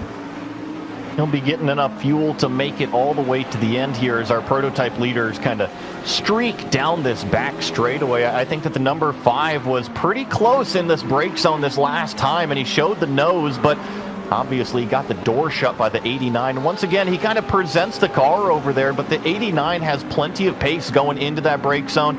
I think he's totally confident staying on the racing line, kind of leaving that door open, knowing that a similar car with a very similar setup isn't going to be able to go that much deeper than him. I think it helps as well that they're still running amongst the fastest lap times on track right now, even with this sort of psychological warfare. There's headlights flashing from behind, sometimes the slightly offensive line, right, the nose being shown into the braking zone, that can unsettle the driver in front. But they're faster than Channel 199 in third right now, and faster than everyone else on the track. So they're being aggressive, still being fast as well, cycling back up towards some more traffic through turn 7. What's this going to look like as they spool up the hybrid once again? And now with a GTD car in front of them, they should have plenty of clean air off into the braking zone. 2 more GTD cars down the road. That might actually be a bit closer. Not going to present an opportunity for Matt Farrow. And we saw some heads-up driving from lots of drivers at the start of the race, Peter. I think we're seeing that right now as well. We are for now, but as Joey rightly said, when the lights go off at Road Atlanta, at Petit Le Mans, the gloves come off and the knives come out. The light isn't going to disappear here, but yeah, I think the knives might come out, particularly in this leading battle between the 89 BS competition car and the Williams Esports number 5 machine. I think it's going to get very, very fierce between these two, because racing off pit road, I think they're going to be very evenly matched. I'm hoping so. And while this race isn't going to end in sunset, that's one thing that Peter rightly brings up is something that might be a factor through the rest of the races. Last year, Sebring, we raced into the night, and then at Daytona, we raced through the sunrise as well. So changing conditions and understanding all of that, something these teams and drivers will have to do. But as we head into these final 40 minutes, there's been some more action around the track. Let's take a look at a replay up towards turn 3. And I think this is what happened to that Lamborghini, Joey, that I saw spinning out of turn 5 and then didn't see much more of it. Let's see here. Jumps over the curbs there. Oh, just a transition. And then I wonder if he's just got so much grass on the tires. He was trying to get that 15th place away from that Ferrari right there. But it kind of shows you that even just the smallest minuscule mistake up there at the top of the hill can get you off track, and then you got to dig yourself out of the hole. A hole that at Indy, there's a little bit more runoff. I'm thinking down Holman Boulevard, where you can, through the chicane, run out wide a little bit more. Sebring, there is some places you can run wide, but there's not much margin for error, especially through a corner like turn 1. So high speed, so high commitment. And then Daytona, right? We've seen plenty of big crashes there in our 2 years of competition so far, hoping for a bit of a cleaner race. This, though, might be the closest Farrow's been out of 7, and with no traffic in front, can he get this exit dialed in perfectly? Once again, swings out wide a little bit more than maybe he would have wanted, but in the draft, with the hybrid kicking him through the gears, traffic in front once again. Is he going to be desperate enough? With 37 minutes to go, Farrow's not far away from a pit stop as well. Maybe 10 laps at most from diving down to the lane. He'll sit in line for the time being. Interestingly there, Matt Farrow in that chasing car did not pull in many car lengths or really any ground at all into that 89 BS competition car as they shapeshift their way through traffic. And this is going to be quick now as the 89 BS car goes through. The GTDs stay well out of the way very wisely, and through they go. But yeah, on the straightaway there, either Matt Farrow in the number 5 wasn't at full gas. He was maybe just fuel saving a little bit, but he didn't get, or he's running a slightly draggier car, which if this comes down to a final lap dogfight, that could hold them back. And I'm feeling somewhat of deja vu back to last year, but the fight was in the GTDs. It was Redline versus the Mercedes Apex teams 1 and 2 in the GT Daytona class, and it was this sort of a stalemate as well, where every time off of turn 7, you'd wonder, is he closing enough? Would Steinbratton be able to throw a lunge on Luke McEwen? Ultimately, the final lap, a small slip up from Steinbratton meant he wasn't even close enough to try and attempt a pass. You don't want to leave yourself with no opportunity. Give yourself a chance to fight at some point. Speaking of fights, it's a 3-way battle for 5th position. Race Clutch, Solpec Precision Racing, and then that fiercely forward car as well, all fighting, Joey, their way through traffic. Yeah, they're heading down the S's on the bottom side of the screen. On the top half is still that lead. You see the leaders really running into a lot of GT traffic up at the top of the hill. It's actually going to be a GT car separating our lead pair now, so maybe a little bit of breathing room again for that 89 car over the 5. And oh, looks like we got the 95 car down pit lane. This is going to be the last pit stops for the prototypes. Scheduled pit stop for Owen Carroll, who's going to top up the number 95 Channel 199 Sim Racing Cadillac with VP Racing fuel and 4 Michelin tires, and then see if he can try and close on these two. Look how visceral in their Mercedes GT3 may have enabled an opportunity there for Matt Farrow to get the power down a bit more aggressively and build a chance to pass. But once again, there's less than 2/10 between them. He's not close enough unless he really wants to throw a move to the inside. He's been patient enough. 35 minutes to go. Williams Esports Chill Blast reassert themselves at the front of the field. What can he do on the precipice of the pit window? Such fantastic stuff here as well, and great respect from both drivers. And Nicholas Bodie didn't really fight that one too hard. He could see the move was coming. Farrow had got a great run out of turn 7. That's such a critical corner, and there's a switch for the lead, but this is far from done.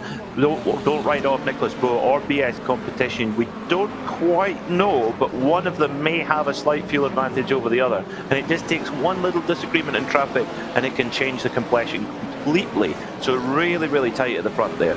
And I think Jaden alluded to it when Joey caught up with him after he got out of the car. They may have fueled a bit more than they had initially intended, so they may have actually had to adjust their strategy, the Williams Esports Chill Blast team.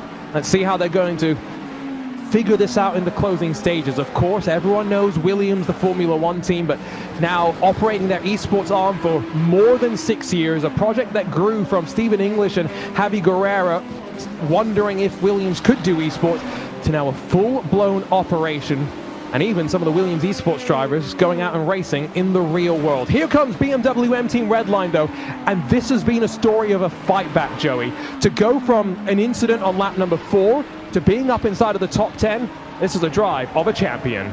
And they're taking their fuel and tires right now to make it to the end as we keep the cameras right here on that number 89 car of Nicholas, just trying to chase down the number 5, or I should say, still trying to stay in touch with that number 5. To the point, though, of the 20 car in pit lane, it'll be curious to see how much further he can actually progress. Based off of the pace, he can still make plenty of passes out there. It's just, is the traffic going to cooperate, and is the passes actually going to happen? So definitely, I think at this point, GTD looking pretty settled. Red line 1 and 2, 2 cars split by 10 seconds, and then a further 10 seconds back to the third Ferrari on the podium. They are looking very strong, 296s to open up the season. Who knows what will shake up, though, in the remaining rounds with the custom BOP powered by TFR Lab that will continue to take on input from the drivers. They're all encouraged to send data in from all the different cars available, and then using what is submitted, the team processes all of that and dials it in for the setups that they built and the different lines that sometimes these drivers take. Taking, for example, through turn 1, jut out to the left very quickly before the shimmy off to the right and the climb up through turn 1. These drivers are really loading up the cars, sliding past the BMW into the S's. Now out through turn 5, Williams Esports Chill Blast trying to give themselves a bit of buffer here so they can get on the power early and not allow an opportunity from behind. This is where the chess games really become pivotal. And Peter, one wrong decision is the end of your race. Yeah, that's the tightrope you're walking. And this is fantastic stuff from both of our leading drivers, Matt Farrell and Nicholas Bowe. They're just carving through the traffic really smoothly, consistently, with just the right amount of risk. Great to watch, and Nicholas Bowe is getting a little bit of a draft. I think it's very, very marginal, but I think that BS competition car is trimmed out ever so slightly more, so I think it's running a little bit less drag, and that could be critical as he comes down into pit road then with 31 minutes to go, and Williams Esports, they continue, so there's a little split in strategy here. Could be as many as 4 more laps before we see the race leader dive down to pit lane. But if you are BMW M Team BS competition, no error, I should say, on the entry into pit lane. You need to replicate that on the exit and your out lap. No mistakes. You could be challenging and you could have track position at the end of this pit stop cycle. And on the other side of that equation now, Joey, Matt Farrow is going to be looking at every little moment of traffic and thinking, I've got to maximize this. I can't really afford to wait too long. I think that you got 2 options here if you're the number 5. You either come down pit lane right now and take the absolute minimum amount of fuel to get you to the end, essentially mirroring that strategy that we just saw out of the 89, because you know you were ahead of them on track, so hopefully you didn't lose enough time that you're going to lose position to the 89. Or you run those approximately 3 to 4 more laps. Looks like we've already got our answer. The number 5 is going to mirror the strategy, try to play this out. So we'll see how long it will sit stationary. Expectation is that Williams Esports have entered pit lane with already some fuel in the tank. They may not need to top it up all the way, especially knowing 30 minutes to the end. It's going to be a close battle on the merge. BMW M Team BS Plus competition have come out crucially in front of both Race Clutch and Solpec Precision Racing. The worst thing in the world would have been to sit behind and to potentially lose a bit of ground. 32.1 seconds stationary for the Zebras. What's it going to be for Matt Farrow as he hits his marks, and now that BMW M Hybrid gets its final service. VP Racing fuel, Michelin tires, and now just drop and roll. That's all the driver's waiting to do. BS competition down to the final corner and running across the line, but it is going to be Williams Esports Chill Blast, 5 seconds quicker in pit lane, and now net race leaders, 30 minutes to go. Well, it was all about that race on pit road, wasn't it? And Williams have played it absolutely perfectly, saving that quick stop for last. They've been hiding that up their sleeve like an ace card, and they have a commanding lead now in at the front of the, well, net lead effectively. We're still waiting for the Coanda car to pit, and that's the thing, where does Coanda fit into this? They might not necessarily be in the hunt for the win, but they could vault up from where they were because they took a full fuel fill at the last stop, so they can go quite a bit deeper. I'm wondering if they'll be quite close to Channel 199 and Owen Carroll, who has been, within 5 seconds or so of the race lead for the majority of the 2 hours and 10 minutes to get to this point, but now on the other side of the final pit stop sequence, does find himself around 15, almost 20 seconds off the net race lead. And so, Joey, that's how quickly things can change, right? And that's why strategy and having strategists is so important. Everybody, it's tough to understand that in iRacing, you've got everything on your shoulders as a driver, usually, but in these global events, you have to rely on your team, your strategist, your team manager, who is not driving the car, who's not letting the emotion of incidents potentially get in the way, has more information than you. So as a driver, listen to your spotter, listen to your strategist, and execute the plan. And as your role as a strategist, you have to stick to it. And looks like a drive-through penalty, a strategist's worst nightmare for the 103. 30 off tracks across of the race so far, and that is off tracks, not incident points. If you're familiar with the iRacing incident point system, just something to keep in mind. We've been wondering, is there hope for the 8? Still speculating, likely to be a potential fight with Channel 199. Now, 50 seconds cone to cone for Williams Esports. Right now, the gap between 1st and 7th is around 45 seconds, so it's not far away. And if there's any driver that you potentially want to push to the very end, the young Elvis Rankin, Peter, I don't think there are many worse drivers you could ask to have. Local boy as well, comes from just down the road and studies at Georgia Tech University. He's a seriously quick driver. He's come up through the ranks very well, and yeah, very, very strong indeed. We'll be keeping an eye on the driver lineup across of some of these cars through the season. Teams are allowed to mix up their lineups here and there, but for Mitchell de Jong and for Elvis Rankin, it's been a relatively good performance. I don't think we've really been able to see the true speed of the Porsche, knowing that the second Coanda car wasn't in play to maybe also work a similar sort of fuel window. 26 minutes to go. It's a 40-lap penultimate stint. Here comes the number 8 down to pit lane, Joey. I think this was the car that we've all been waiting on right here, and only 26 minutes remaining. You see the number 5 already on the front straightaway, so it's a non-issue in terms of the overall lead. I think it's more just going to be, where does that number 8 Coanda car actually pop out? I know that they've been trying to chase that number 95 of Owen Carroll and Casey Kerwin up there. It's just, can they get close to him? How much fuel are they actually going to take?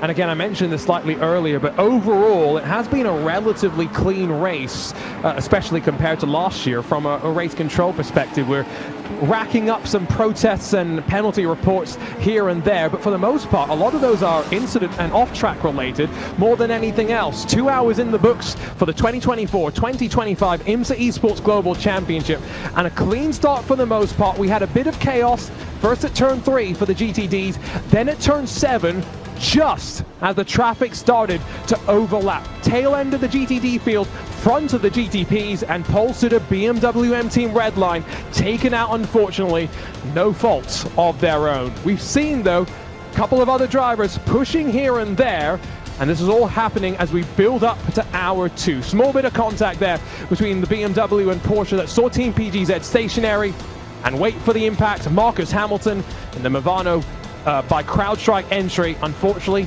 right into the side. This, though, has been the story. BS competition in the BMW M Hybrid, pushing all the way with the Williams Esports Tour Blast car in GTP. In GTD, it's been a battle between Redline and Grid and Go behind. But as we rejoin live pictures, big drama and a big storyline. Defending champions Gianni Vecchio in the 170, caught unstuck unfortunately, and Redline and Luke Bennett, Peter, sitting now in pit lane. That's a massive shock. They had a huge advantage, 10 seconds up the road, 24 minutes left on the clock, and it's all gone to pieces. We don't know quite yet what's happened. We'll get the replay for you, but oh my word, that is not what I expected. It looked like Team Redline were cruising to a 1-2, and nothing is guaranteed in motorsport.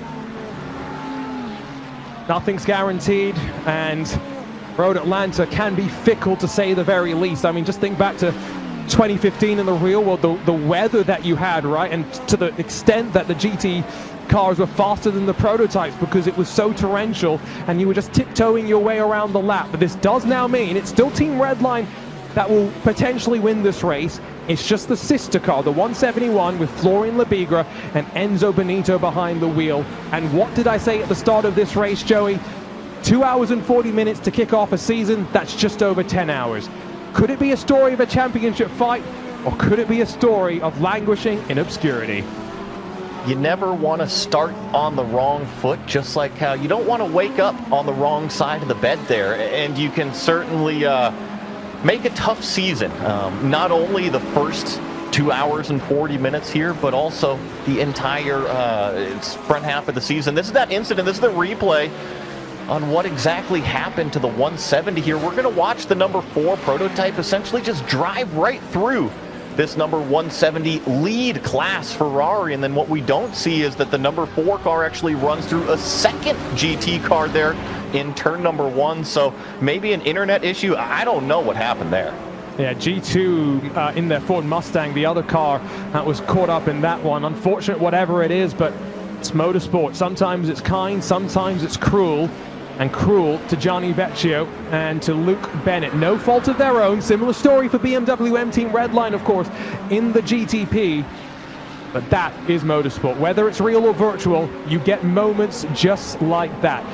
Not quite sure how this lead has grown to such a degree. But now as we focus back in on the GTP battles, Max Muir in the Solpec Precision Racing car is yet to come down pit lane. He's putting the pressure onto BMW M Team BS Plus competition.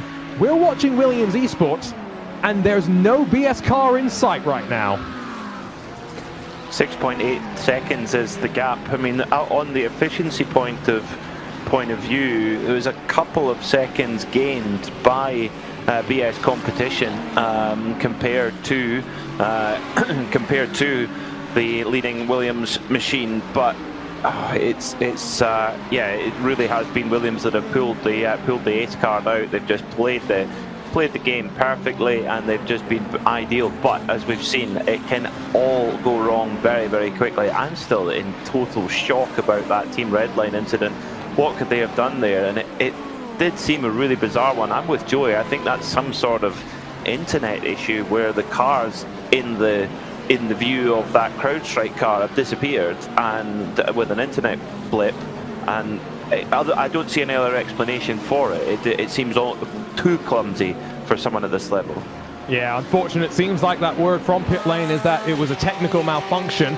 It does mean Redline's 171 promoted to the race lead, PGZ's 114 sits in third, and don't look, but there's a dyno hunting you down. Rexy's on the charge, and here comes Michael Johnny. Tristan Iglesias did the first stint and a bit for the AO Racing by Coanda crew. Michael Johnny, who's been racing in basically everything across of 2024. Did some Porsche Esports Super Cup racing. We've seen him across with some special events. Just finished up the IndyCar Butt Kicker iRacing Pro Series. And oh yeah, Joey, now he's got the challenge of representing Rexy as they hunt for a podium. He's going to have to hop on that T-Rex and kind of wrangle it around Road Atlanta here. I was looking at the last lap time, maybe just slightly off, but it's so difficult to tell if a prototype kind of balks a corner or whatnot and really kind of takes away that lap time. I think this time by will be a little bit more representative of Gianni's pace, and yeah, right back to it, a 118.7, which is right on pace with pretty much everybody around. He shouldn't be under threat from anybody behind. Well, we knew there would be drama. We've got 20 minutes left to go, and are we going to see some more to close things out? I think some of those race leading team managers and engineers hoping not. Those behind the broadcast booth and watching on probably hoping for just a little bit more. But let's be real, we've got 3 more races after this. and a championship still very much up for grabs. And we were wondering at one point, would Owen Carroll be under pressure from Elvis Rankin? Remember, a lot of fuel saving from the Commander Esports number 8. This is a fight for net third on the road. A podium's up for grabs. Elvis Rankin's looking every which way and really putting the pressure onto Owen Carroll, who gets balked up behind 07 Racing, down under the Fox Factory Bridge and back to the line. Well, Elvis Rankin putting the pressure on. I do apologise. I was looking at Zach Campbell getting into that car. He was on the list. A late change for Elvis Rankin, so apologies there. And Elvis Rankin, a fantastic young driver who's really made his mark in sim racing. And he started off in the real world racing quarter midgets and bandolero cars and really climbed up the order through the simulator as well, and great to see him getting an opportunity at one of the top teams in the world at Commander Esports, and he is really putting the heat on Owen Carroll right now in that Cadillac. And now with Carroll going to the inside with traffic, is this going to enable Rankin to get a drag off the corner, sit in the draft and close up once again? Through the gears they go. Love seeing these multi-manufacturer battles as well, because you're seeing the different strengths of the cars around the lap. Rankin's closing, not close enough though. Surely he'll look to the inside, but that's the mental warfare at this level. Show yourself, but don't necessarily always commit. Is something going to be possible up to turn number 1? It's been pretty impressive, just the pace set out of Rankin to hunt it down. And to your point, here we go. He's going to try the outside around turn number 1. You're going to have to be brave. We got a GT car right at the exit here. Manage that uphill acceleration zone. Got to give credit to that lapped prototype just behind. He's being very patient as well. But I think that where the biggest pace difference comes between this Porsche, who's giving chase to the Cadillac, might actually come down to the tires. The number 95 car, that Channel 199, he's got 15 laps on their tires, while Elvis Rankin only has 7 laps. That can be very, very different in terms of the grip level. Does seem as though we don't have the same struggles on cold tires like sometimes they do with the Michelins in the real world and GTPs. But yeah, that fall off is definitely something just to keep in mind. We have relatively cool track conditions, of course, just by virtue of the fact that we're racing virtual Brazelton late in the year, so it's not like super toasty or anything, but managing the Michelin tires, definitely something to keep in mind. Solpec Precision Racing in, so we're now just waiting for Race Clutch, the number 23, the Cadillac, to come down for the final time today, and they have done a great job. We're wondering, might that be a fuel-only stop? Have to wait and find out. Rankin continues to put the pressure on though, and remember, this is going to be the fight for third position. Super tight then, and Coanda doing an amazing job, although they did press, we're hearing they made an error with the fuel where they fueled up the car a little bit too much. It's better that than not enough, I suppose, but it has put them on a slightly different strategy, which does seem to be working quite well. And it does seem that Elvis Rankin's got a little bit more pace in that car, but it's going to be about getting the move done and making it stick though with 15 minutes to go. 2 drivers that have gained 14 spots so far this race by staying out of trouble. Drago Racing, Door Esports, the fight for 7th position continuing, and this is that story that I was saying, all these drivers through the field trying to accumulate points and get themselves into some sort of a championship fight. Even if you're not fighting at the very front of the field, there's prize money for all of the top 10 in each class. And so Joey, whether you finish first, whether you finish 5th, there's something to walk away from this championship with. You always want that, call it straw to grasp at up there. You don't want to just be out there turning laps with nothing of a goal in mind. So it is nice to have a little bit of something to go out there and collect after each one of these races. You want to be able to reward, of course, the winner, podium finishers, top 5s, top 10s, points, and ultimately that championship is what everybody is fighting for. And this is one of the Porsches. This is that 114 car going down the back straightaway. You were talking about the top 3 in GTP. This is actually the 3rd place car in GTD. He was hunting down that number 102. On board, sitting from the roof camera. Get that sense of elevation up and down this back straightaway. The one moment that you might get to breathe for a moment before the lap continues. Over and over again, 2 hours and 40 minutes at this track. Not as long as 10 hours of the Petit Le Mans, yes. I think we're going to talk to some sweaty drivers in victory lane after this one, hoping just to calm down before we go in a couple of weeks' time for round 2 from Indianapolis. That's a defensive line from Carroll. He's really starting to feel the heat here. Elvis Rankin, I think, is going to try and see where traffic will take him. 14 minutes to go, so he's still got probably a good 10, 12 laps or so with which to try and make something happen. The last thing you want to do, end this race under investigation by race control. No, definitely not. And it's a championship where if you make an error, a big error, you put yourself too far on the back foot. So sometimes you just got to play it smart here. And Elvis Rankin's got, you know, for such a young man, he's got a lot of miles under his belt at this level of sim racing, so that will play into a factor as well. Right behind Owen Carroll, but there's unsurprisingly, there's nothing wrong with the grunt of that Cadillac coming out of turn 7 through 8 and 9, which you don't really register as corners at all, and then down to the critical 10A and B as they rush past the traffic and are given a little bit of space by the Corvette. But Rankin, into the back of him. Oh, and the rear wing comes off. Oh, rear damage then for the Cadillac. Oh no.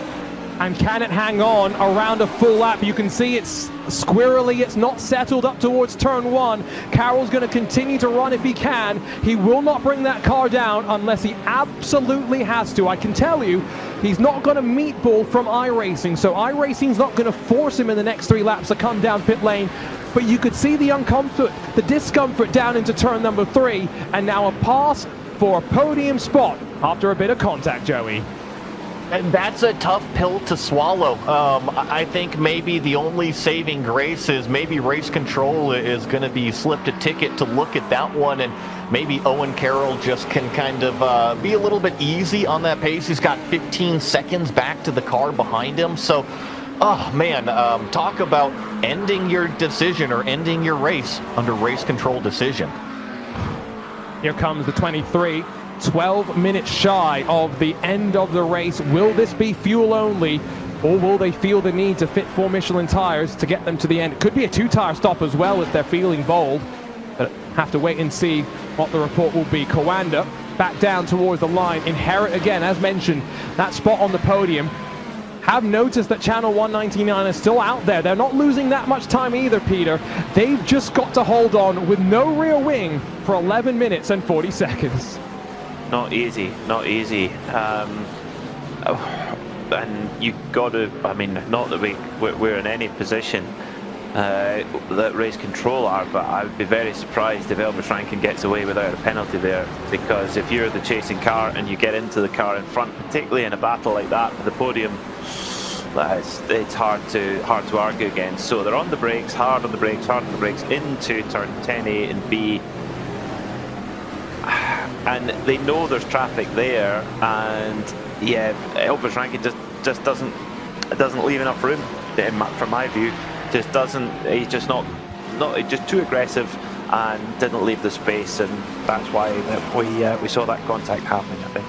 Seems to be around 3, 4, maybe 5 seconds a lap that the 199 sim racing team is losing. You can just see how tentative they're having to be out through the chicane.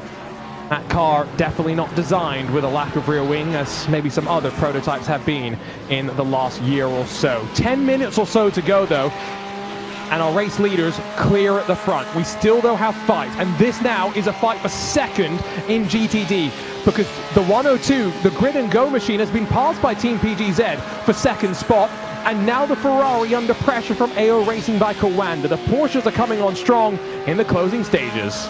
It's always a challenge, call it, to see all the way down to the end of the horizon. What car is going to be fastest at the end of the race, and which team has nailed the setup? You might be a little bit slow on full fuel, but maybe as that car gets a little bit lighter, things start to light up and then all of a sudden really take off. This is pretty interesting, though. We've got, let's see here, 1, 2, 3, 4, potentially even 5 GT cars all trying to get what is second spot on the podium. Our lead, number 171, has really set off into the sunset. But talk about a 9-minute sprint to settle the rest of the podium.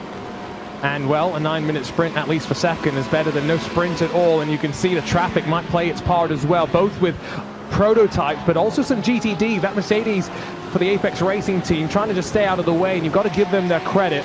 True endurance racing spirit in what has been a terrible way to start the season off for Apex as a whole. Still here, still finishing, and glad to see them digging deep to the very end. And Jamie Fluke, by the way, one of those drivers, first time he's been on iRacing for quite a while. How did he prepare for today? Ran a half marathon at Silverstone. Pretty good setting to run a half marathon as well. Peter, how are you feeling though, of course, with the leaders so far separated from this battle for second? You've got to assume that Miguel Costa is going to get the anchors out sooner rather than later. Well, let's see. Let's see. I mean, Miguel Costa there in this Ferrari that, you know, in a car that's had a lot of performance, whether that be in the hands of Grid and Go or in the hands of Team Redline. But he's got to get a bit closer. The PGZ car, 114, Lewis Woods in second. There is a bit of a gap back. So, yeah, they've got to... yeah, he's going to have to try and bridge it, and he's got to look out for not just the Rexy Porsche Veo Racing, but also that Mercedes AMG of Alessandro Bico in car number 105, the Italian. So watch out for that car too, because the Mercedes has certainly got plenty grunt down the straight. And we do know from the fact that they have a 1.5% power cut in the Mercedes, sometimes they are a bit back in qualifying and have got to make some moves. What will they do to this? Rexy tries around the outside, down under the Fox Factory Bridge. Bico pokes his nose as well. Not going to be 3 wide at the line, surely. Rexy's boxed out on the outside now. Some momentum up towards turn number 1. Will they hold their foot in it and try still? No, they back out in single file once again, but second's gone up the road. This is now a fight for third. Bico had... I'm sorry, I was just going to jump in and say Bico really had to lift off of the throttle there because he had a prototype coming up the inside of turn number 3. Thankfully, he saw it. It was going to be potentially a 3-wide situation. Visually, to me, though, Arjuna, I think that the Mercedes is probably the strongest of the 3 cars right now. What's going to happen down to turn 6 here? I think you're right that the Mercedes has come on strong, but I also think those Porsches have come alive in these closing stages. It is something to keep in mind. Sven Haas had jumped out of that Grid and Go Ferrari, and Miguel Costa's been quick. I'm not trying to discredit him. He's maybe just not as quick as his teammate was, maybe struggling with the balance of the car a little bit more. There goes the race leader. Williams Esports Chill Blast has just passed these drivers. He may put another lap on them before we get to the end of this race, but the 3-way fight for third now, is very much starting to bring others in as well. Valkyrie competition, Drago Racing and Door. Peter, they're stacking up behind. It is a proper traffic jam going on here between all of these GTT cars, but the Grid and Go Ferrari hanging on to that second place for now, but Rexy, the dinosaur, looking very, very feisty indeed. The little arms are waving around in this battle. And they'll have to grab onto that champagne, hopefully, if things go according to the script. It gets separated slightly by the traffic, who now very patient behind the Ferrari until they exit 5 when that hybrid kicks into gear, and off and away they go once more. We're now under 6 minutes left to go, and I'm starting to feel tense for these teams. This is the thing about multi-class endurance racing, as confirmation of that penalty, by the way, for the Coanda number 8. But Joey, you may have done the perfect 1 hour and 20 minutes to start this race. You've now handed it over to your teammate, and you're watching, you're trusting, and hoping they get the result. It's one of the most anxious times you have as a driver. It's completely out of your hands, and you can cheer on all you want. You can give all the advice you can to your teammate, but it is still ultimately in their hands. It's a very nerve-wracking moment, and there goes the AO Racing Porsche is spinning off to the left side after making contact there with that Ferrari. Talk about heartbreak at the end of the race for the 118. Oh, and more incidents as Bico as well as the Ford Mustang for position. What a save from Bico. That's a bit optimistic from Alexei Nesov in the Valkyrie 177. He's lost part of the rear wing for his efforts there, but heartbreak for Rexy. Michael Johnny goes for it, and Peter, it all comes unstuck, and then chaos behind. Oh, my word. Yeah, we hadn't really seen much of that Nesov Valkyrie competition. Mustang, and certainly arrived with a bang there. We know Alexei Nesov is a real-life GT racer, class winner at the Spa 24-hour, but he's aggressive. We know he's aggressive, and that certainly was a super aggressive move down there at turn 12. He must have thought it was on. He must have thought he'd be given a bit more space, but I mean, this is a day late and $1 short of a move, if you ask me. Michael Johnny was always hoping that he'd get it wound down in time. Not sure if there's contact but once that car pirouettes around, Biko gets the door opened on him, and Nessoff shoves it through.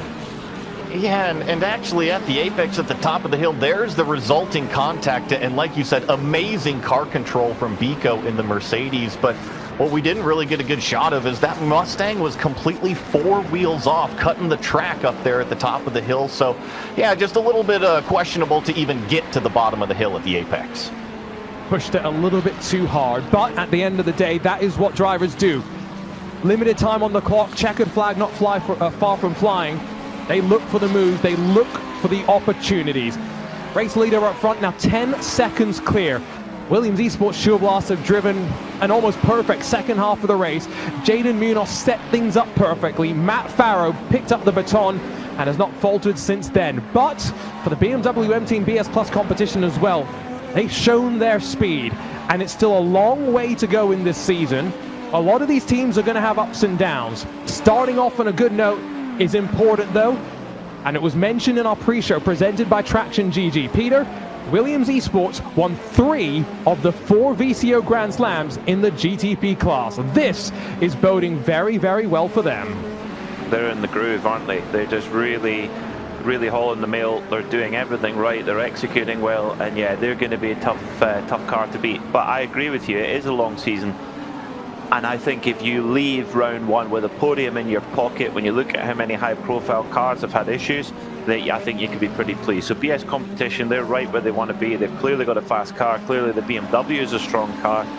But for me, the story, I think, is Solpec, the car number 60, because we'll see the number 8 Coanda car serving a drive-through penalty, which will promote the number 60 Solpec car of Agustin Canapino, the 15-time Argentinian champion, and Maximilian Muir up onto the podium. And I think for them, they will be delighted with that in this first round. Well, unfortunately, we talked about how much time a drive-through costs you here. Coanda have served that drive-through. They're going to hold on to third. So that is just the way that things work, right? If this was Daytona, could have been a slightly different story. But I don't think you're wrong in highlighting Solpec Precision Racing. For the first time this year, the championship was open to public qualifiers. And while, Joey, a lot of the returning teams are here, the Red Lines, the Apex, the Coandas, the BS competitions, it's the stories like Solpec Precision Racing, like Fiercely Forward, slightly less well-known teams, but have fought their way into contention and are proving just how good they can be. They want the opportunity, right? They want to sit at the big table and fight with the big boys and eat those big meals. And there's a reason why they're admitted in here. They've shown the speed, they've shown the organization, and they've earned the right to the global esports entry here with IMSA. So I think that their speed, no matter where you look, remember, there's always a new crop of drivers, a new crop of spotters, a new crop of team managers out here. It's just finding that talent and really picking it out, and then it's up to them to seize the opportunity when it's given to them. And what an opportunity it is as well. 3 more races to make their mark, and they'll start with a 4th place finish if they survive 1 more lap. With the white flag flying at the Michelin Raceway Road Atlanta, the AMD 240 is moments away from coming to a close. And Peter, what a way to kick off what is going to be one of the best championships this winter.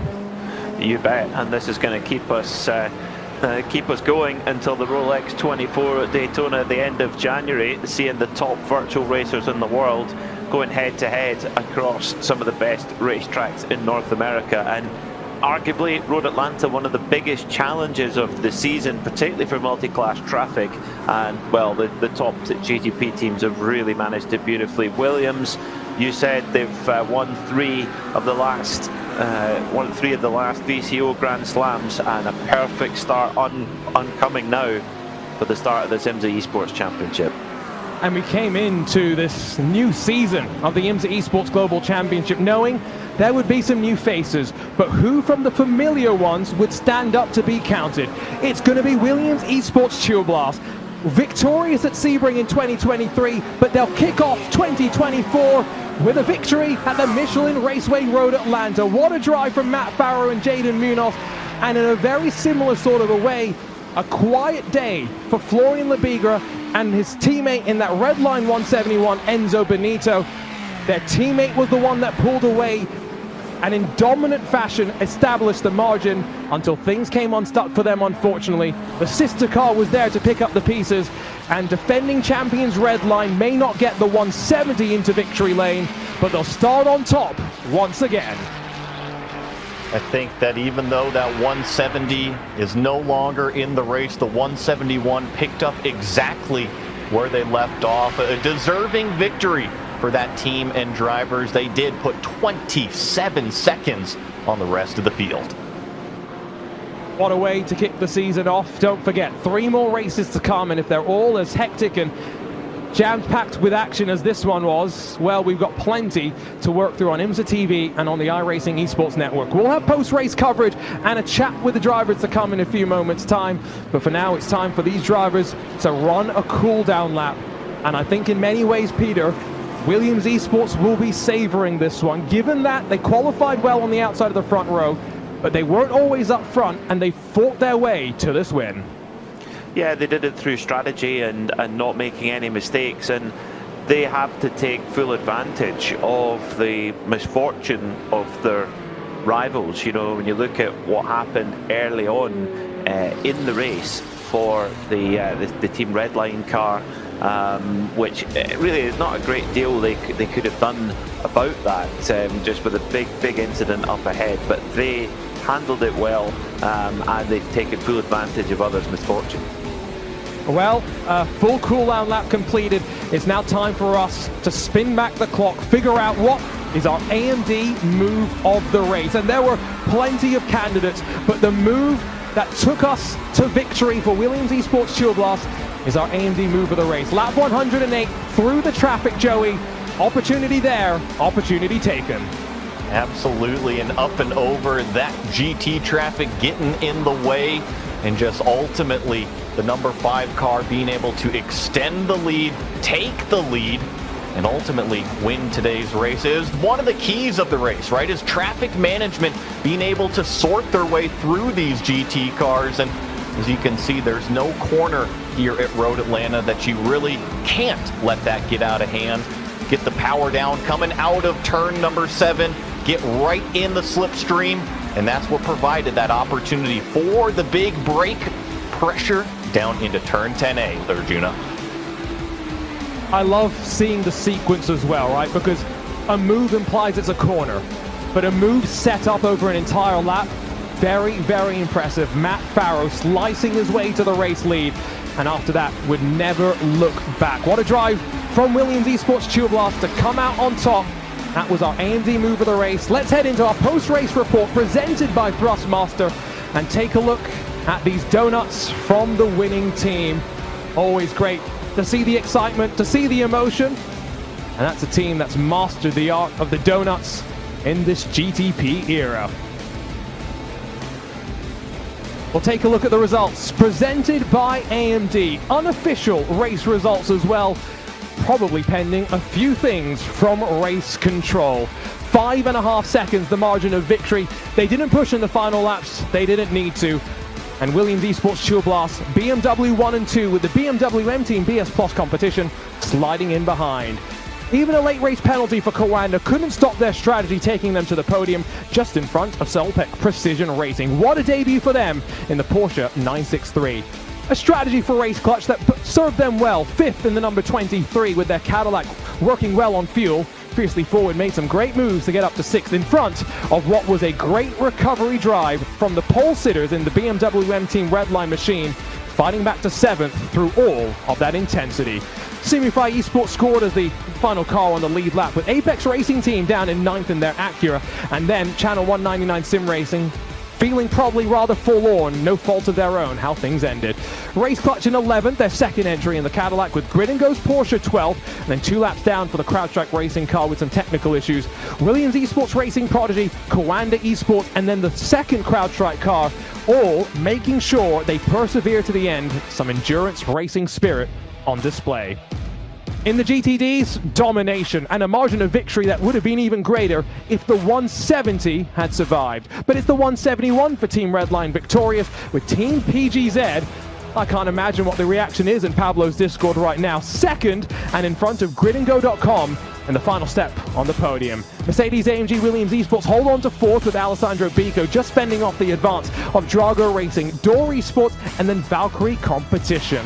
Rest of the teams scored technically one lap down. AO Racing by Kawanda. Shera Esports, our Michelin wildcard entry, achieve a top 10. What a day for them. And then Sontec Racing Overpower in 10th. Their teammates, the sister car in the BMW, directly behind in 11th, with Drago's second car in 12th. World Sim Racing, the 132, had a bit of a spin at turn 5, yes, but still grabs 13th and in front of the Chevrolet for the 56 Racing team. GridandGo.com Esports, Maniti Racing, Solpec Precision Racing, and then 2 Mercedes Apex Racing team cars, as well as the Mercedes for Visceral, bookend the rest of the top 20.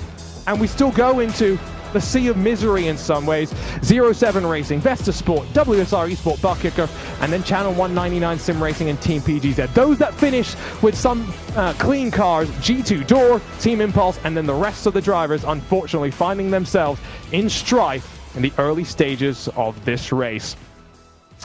A look top to bottom at our race results brought to us by AMD, and now Peter Mackay standing by while our race winners for Williams Esports Chill Blast. Jaden, congratulations on winning this opening round of the season here at Road Atlanta. You had to watch that last stint. What are your emotions like right now? Yeah, it was very. I didn't know what was going on because we didn't know how the strategy was going to play out with BS. We thought we were equal with them on the field after our little glitch. After my last stint. But yeah, I guess we were actually better than them on the field. And yeah, Matt did a great first stint, and then he pulled away from BS, did the overtake as well. So yeah, props to Matt. Tell us about how much you had to fuel save over it. So you're saying that they're very, very close on fuel with the BS car. How much were you guys having to fuel save, or was it flat out from the green flag? It wasn't too much fuel saving. It was more like just, how much fuel we're putting in for the stops, and then, we'll do the fuel saving according to how much we need to save to get a certain amount of laps. But another thing was also the traffic. We kind of focused on that with the strategy, and yeah, it worked a few times in the race, and yeah, it paid off. Talk us through that move from Matt at the end of the race there, or towards the end of the race. You're, I'm sure, watching on board on the car. What was running through your mind watching your teammate put that move in? It was so nonchalant. Like, I did not think anything was going to happen, but like Matt, he just did it. Like, and then I was like, okay, here we go. Like, we're P1 right now. But yeah, we still had to make a stop, so we weren't unsure like how it would play out with the stops. But yeah, luckily it went in our favor. Well, we're now going to get the reaction from the man who was at the wheel during that move. Matt, a fantastic final stint. Well done. Talk us through that move for the win for the race. Yeah, I'm quite surprised because I hinted I was going to do it a couple of times, but he never defended it. So he got a bit held up coming out of turn 7. And yeah, just put it into attack mode and yeah, just sent it. It certainly played off well. Of course, you and BS Competition are running the same car, the BMW M Hybrid V8. When you were close in battle there with the BS car, how do you think the setups changed? How do you think they differ between your car and their car? I think we're ever so slightly better in the first 2 sectors, which is the high-speed corners. And then they seem a little better out of the slow corners, which is the second half of the track. So it was always quite hard to get close to them. Very interesting. Yeah, very interesting. We were trying to figure it out on the broadcast here to watch and see what was what. This is a seriously competitive championship, Matt, and you guys have got a win on the board. With other rivals having issues, how key is this going to be, do you think, to a championship fight? Well, as I found out last year, a DNF it's horrible. You really can't come. Well, you can come back, but you've got to have a lot of luck. So you just got to keep it on the track. Well, you certainly did that today. Jaden, Matt, well done to you both on a fantastic performance, and you lead the championship heading into Indy. Looks like we've got our GTD winners joining us. That's going to be Enzo Benito as well as Florian Lebigre. Enzo, I want to start with you because you started today's race. You had to manage those gaps a little bit. All seemed to go well from what we saw, though. Yeah, it was not too bad. I should have not let Sven pass at the start. That was a mistake. But then I realized that he was pushing really hard, so I was just chilling behind. And then... yeah, we got them in the pits, and it was back to 1-2. But overall, yeah, pretty fun race, I'd say. We got unlucky with the other 2 cars. Should have been a lot better for us, but still a win, and we take it. It is a shame what happened to the 170, but still early on in the first half of the race, I got to ask you, were you expecting the pace out of the 170 to really kind of stretch that lead gap a little bit, or was there maybe an incident with traffic that kind of helped that? No, I think they still had a bit of an edge on us. I should have been pole if I wanted to really do something there, but yeah, I mean, they definitely had a bit of an edge over us. Well, you guys are the ones standing in victory lane, so don't take it too lightly. Florian, I want to bring you in. It seemed like things were pretty easy for you. I know the 170 was in front of you for a little while, but once that was out of the picture, it seemed pretty textbook. Yeah, I mean, yeah, I was about to take the start, but my screen was glitching a bit, so Enzo to take it. But yeah, I mean, the other car got really unlucky, and we got lucky for that win. We should have been P2. But yeah, I mean, I was just managing everything off tracks, fuel, which just not chilling, but just taking not risk, and I think that paid off. And we had a crazy good setup for the Ferrari. The car was spot on today. Yeah, that's an interesting little piece of inside information. Was it just like a little technical issue that you couldn't get in the car or whatnot? And was that discussed as a team that say, hey, we need to have both drivers on deck just in case to start this race? Yeah, I mean, my screen was glitching. There's some little lines on the screen, so I was just not confident to take the start. Like for traffic, etc., I couldn't see much on my left screen, and it was also like a full stint. I mean, the last one was a bit less fuel, so a bit shorter. So yeah, it was just more careful, I would say, to just let Enzo do the first stint and me doing the last one, the shortest one. Well, it ended up working out for you both. Congratulations on the victory for the team. Thank you. Thank you. That was the team of Redline drivers, Florian Lebigre, as well as Enzo Benito driving that number 171 Ferrari. Enzo's hair still looking fabulous. I need to learn some tips from him as we get ready to make our way over to the Speedway. It's one of my favorite facilities in the world. It feels special when you land at Indy, and we'll head down Holman Boulevard with 2 hours and 40 minutes on the clock for the Thrustmaster 240. Peter, we saw this track in 2022 with the GT3s and the touring cars. It's going to be slightly different with the GTPs and the GTDs. It will be slightly different, and I think it's a circuit that the drivers won't have as much experience as they will at, say, a Road Atlanta or a Daytona or a Sebring, where they're used to putting so much practice in for the big special events. The Indy is maybe going to be one that takes them a little bit more time to get up to speed, and whoever puts the most miles in the practice over the next few weeks, it's going to pay off for sure. And something else significant about that race, Joey, is the fact that we've got an iRacing build the week after that, and some brand new tires coming to the GTP class. So all the work the teams are going to do for round 2, throw it out the window for rounds 3 and 4 when we turn the page into 2025. And so all the data they've accumulated, all the knowledge that they've got about these cars right now, you've got to maximize it for this Thrustmaster 240. You've built the notebook for a reason, right? Go through all of the notes in that entire notebook, apply them for these last couple weeks of preparation going into Indianapolis, put all of the cards on the table, because like you said, it's going to be a different tire going into the rest of the back half of the season. So take advantage of that notebook. We're going to see who's fastest. Real world mirrors virtual there as well. Let's be honest, new Michelin compounds of the real world.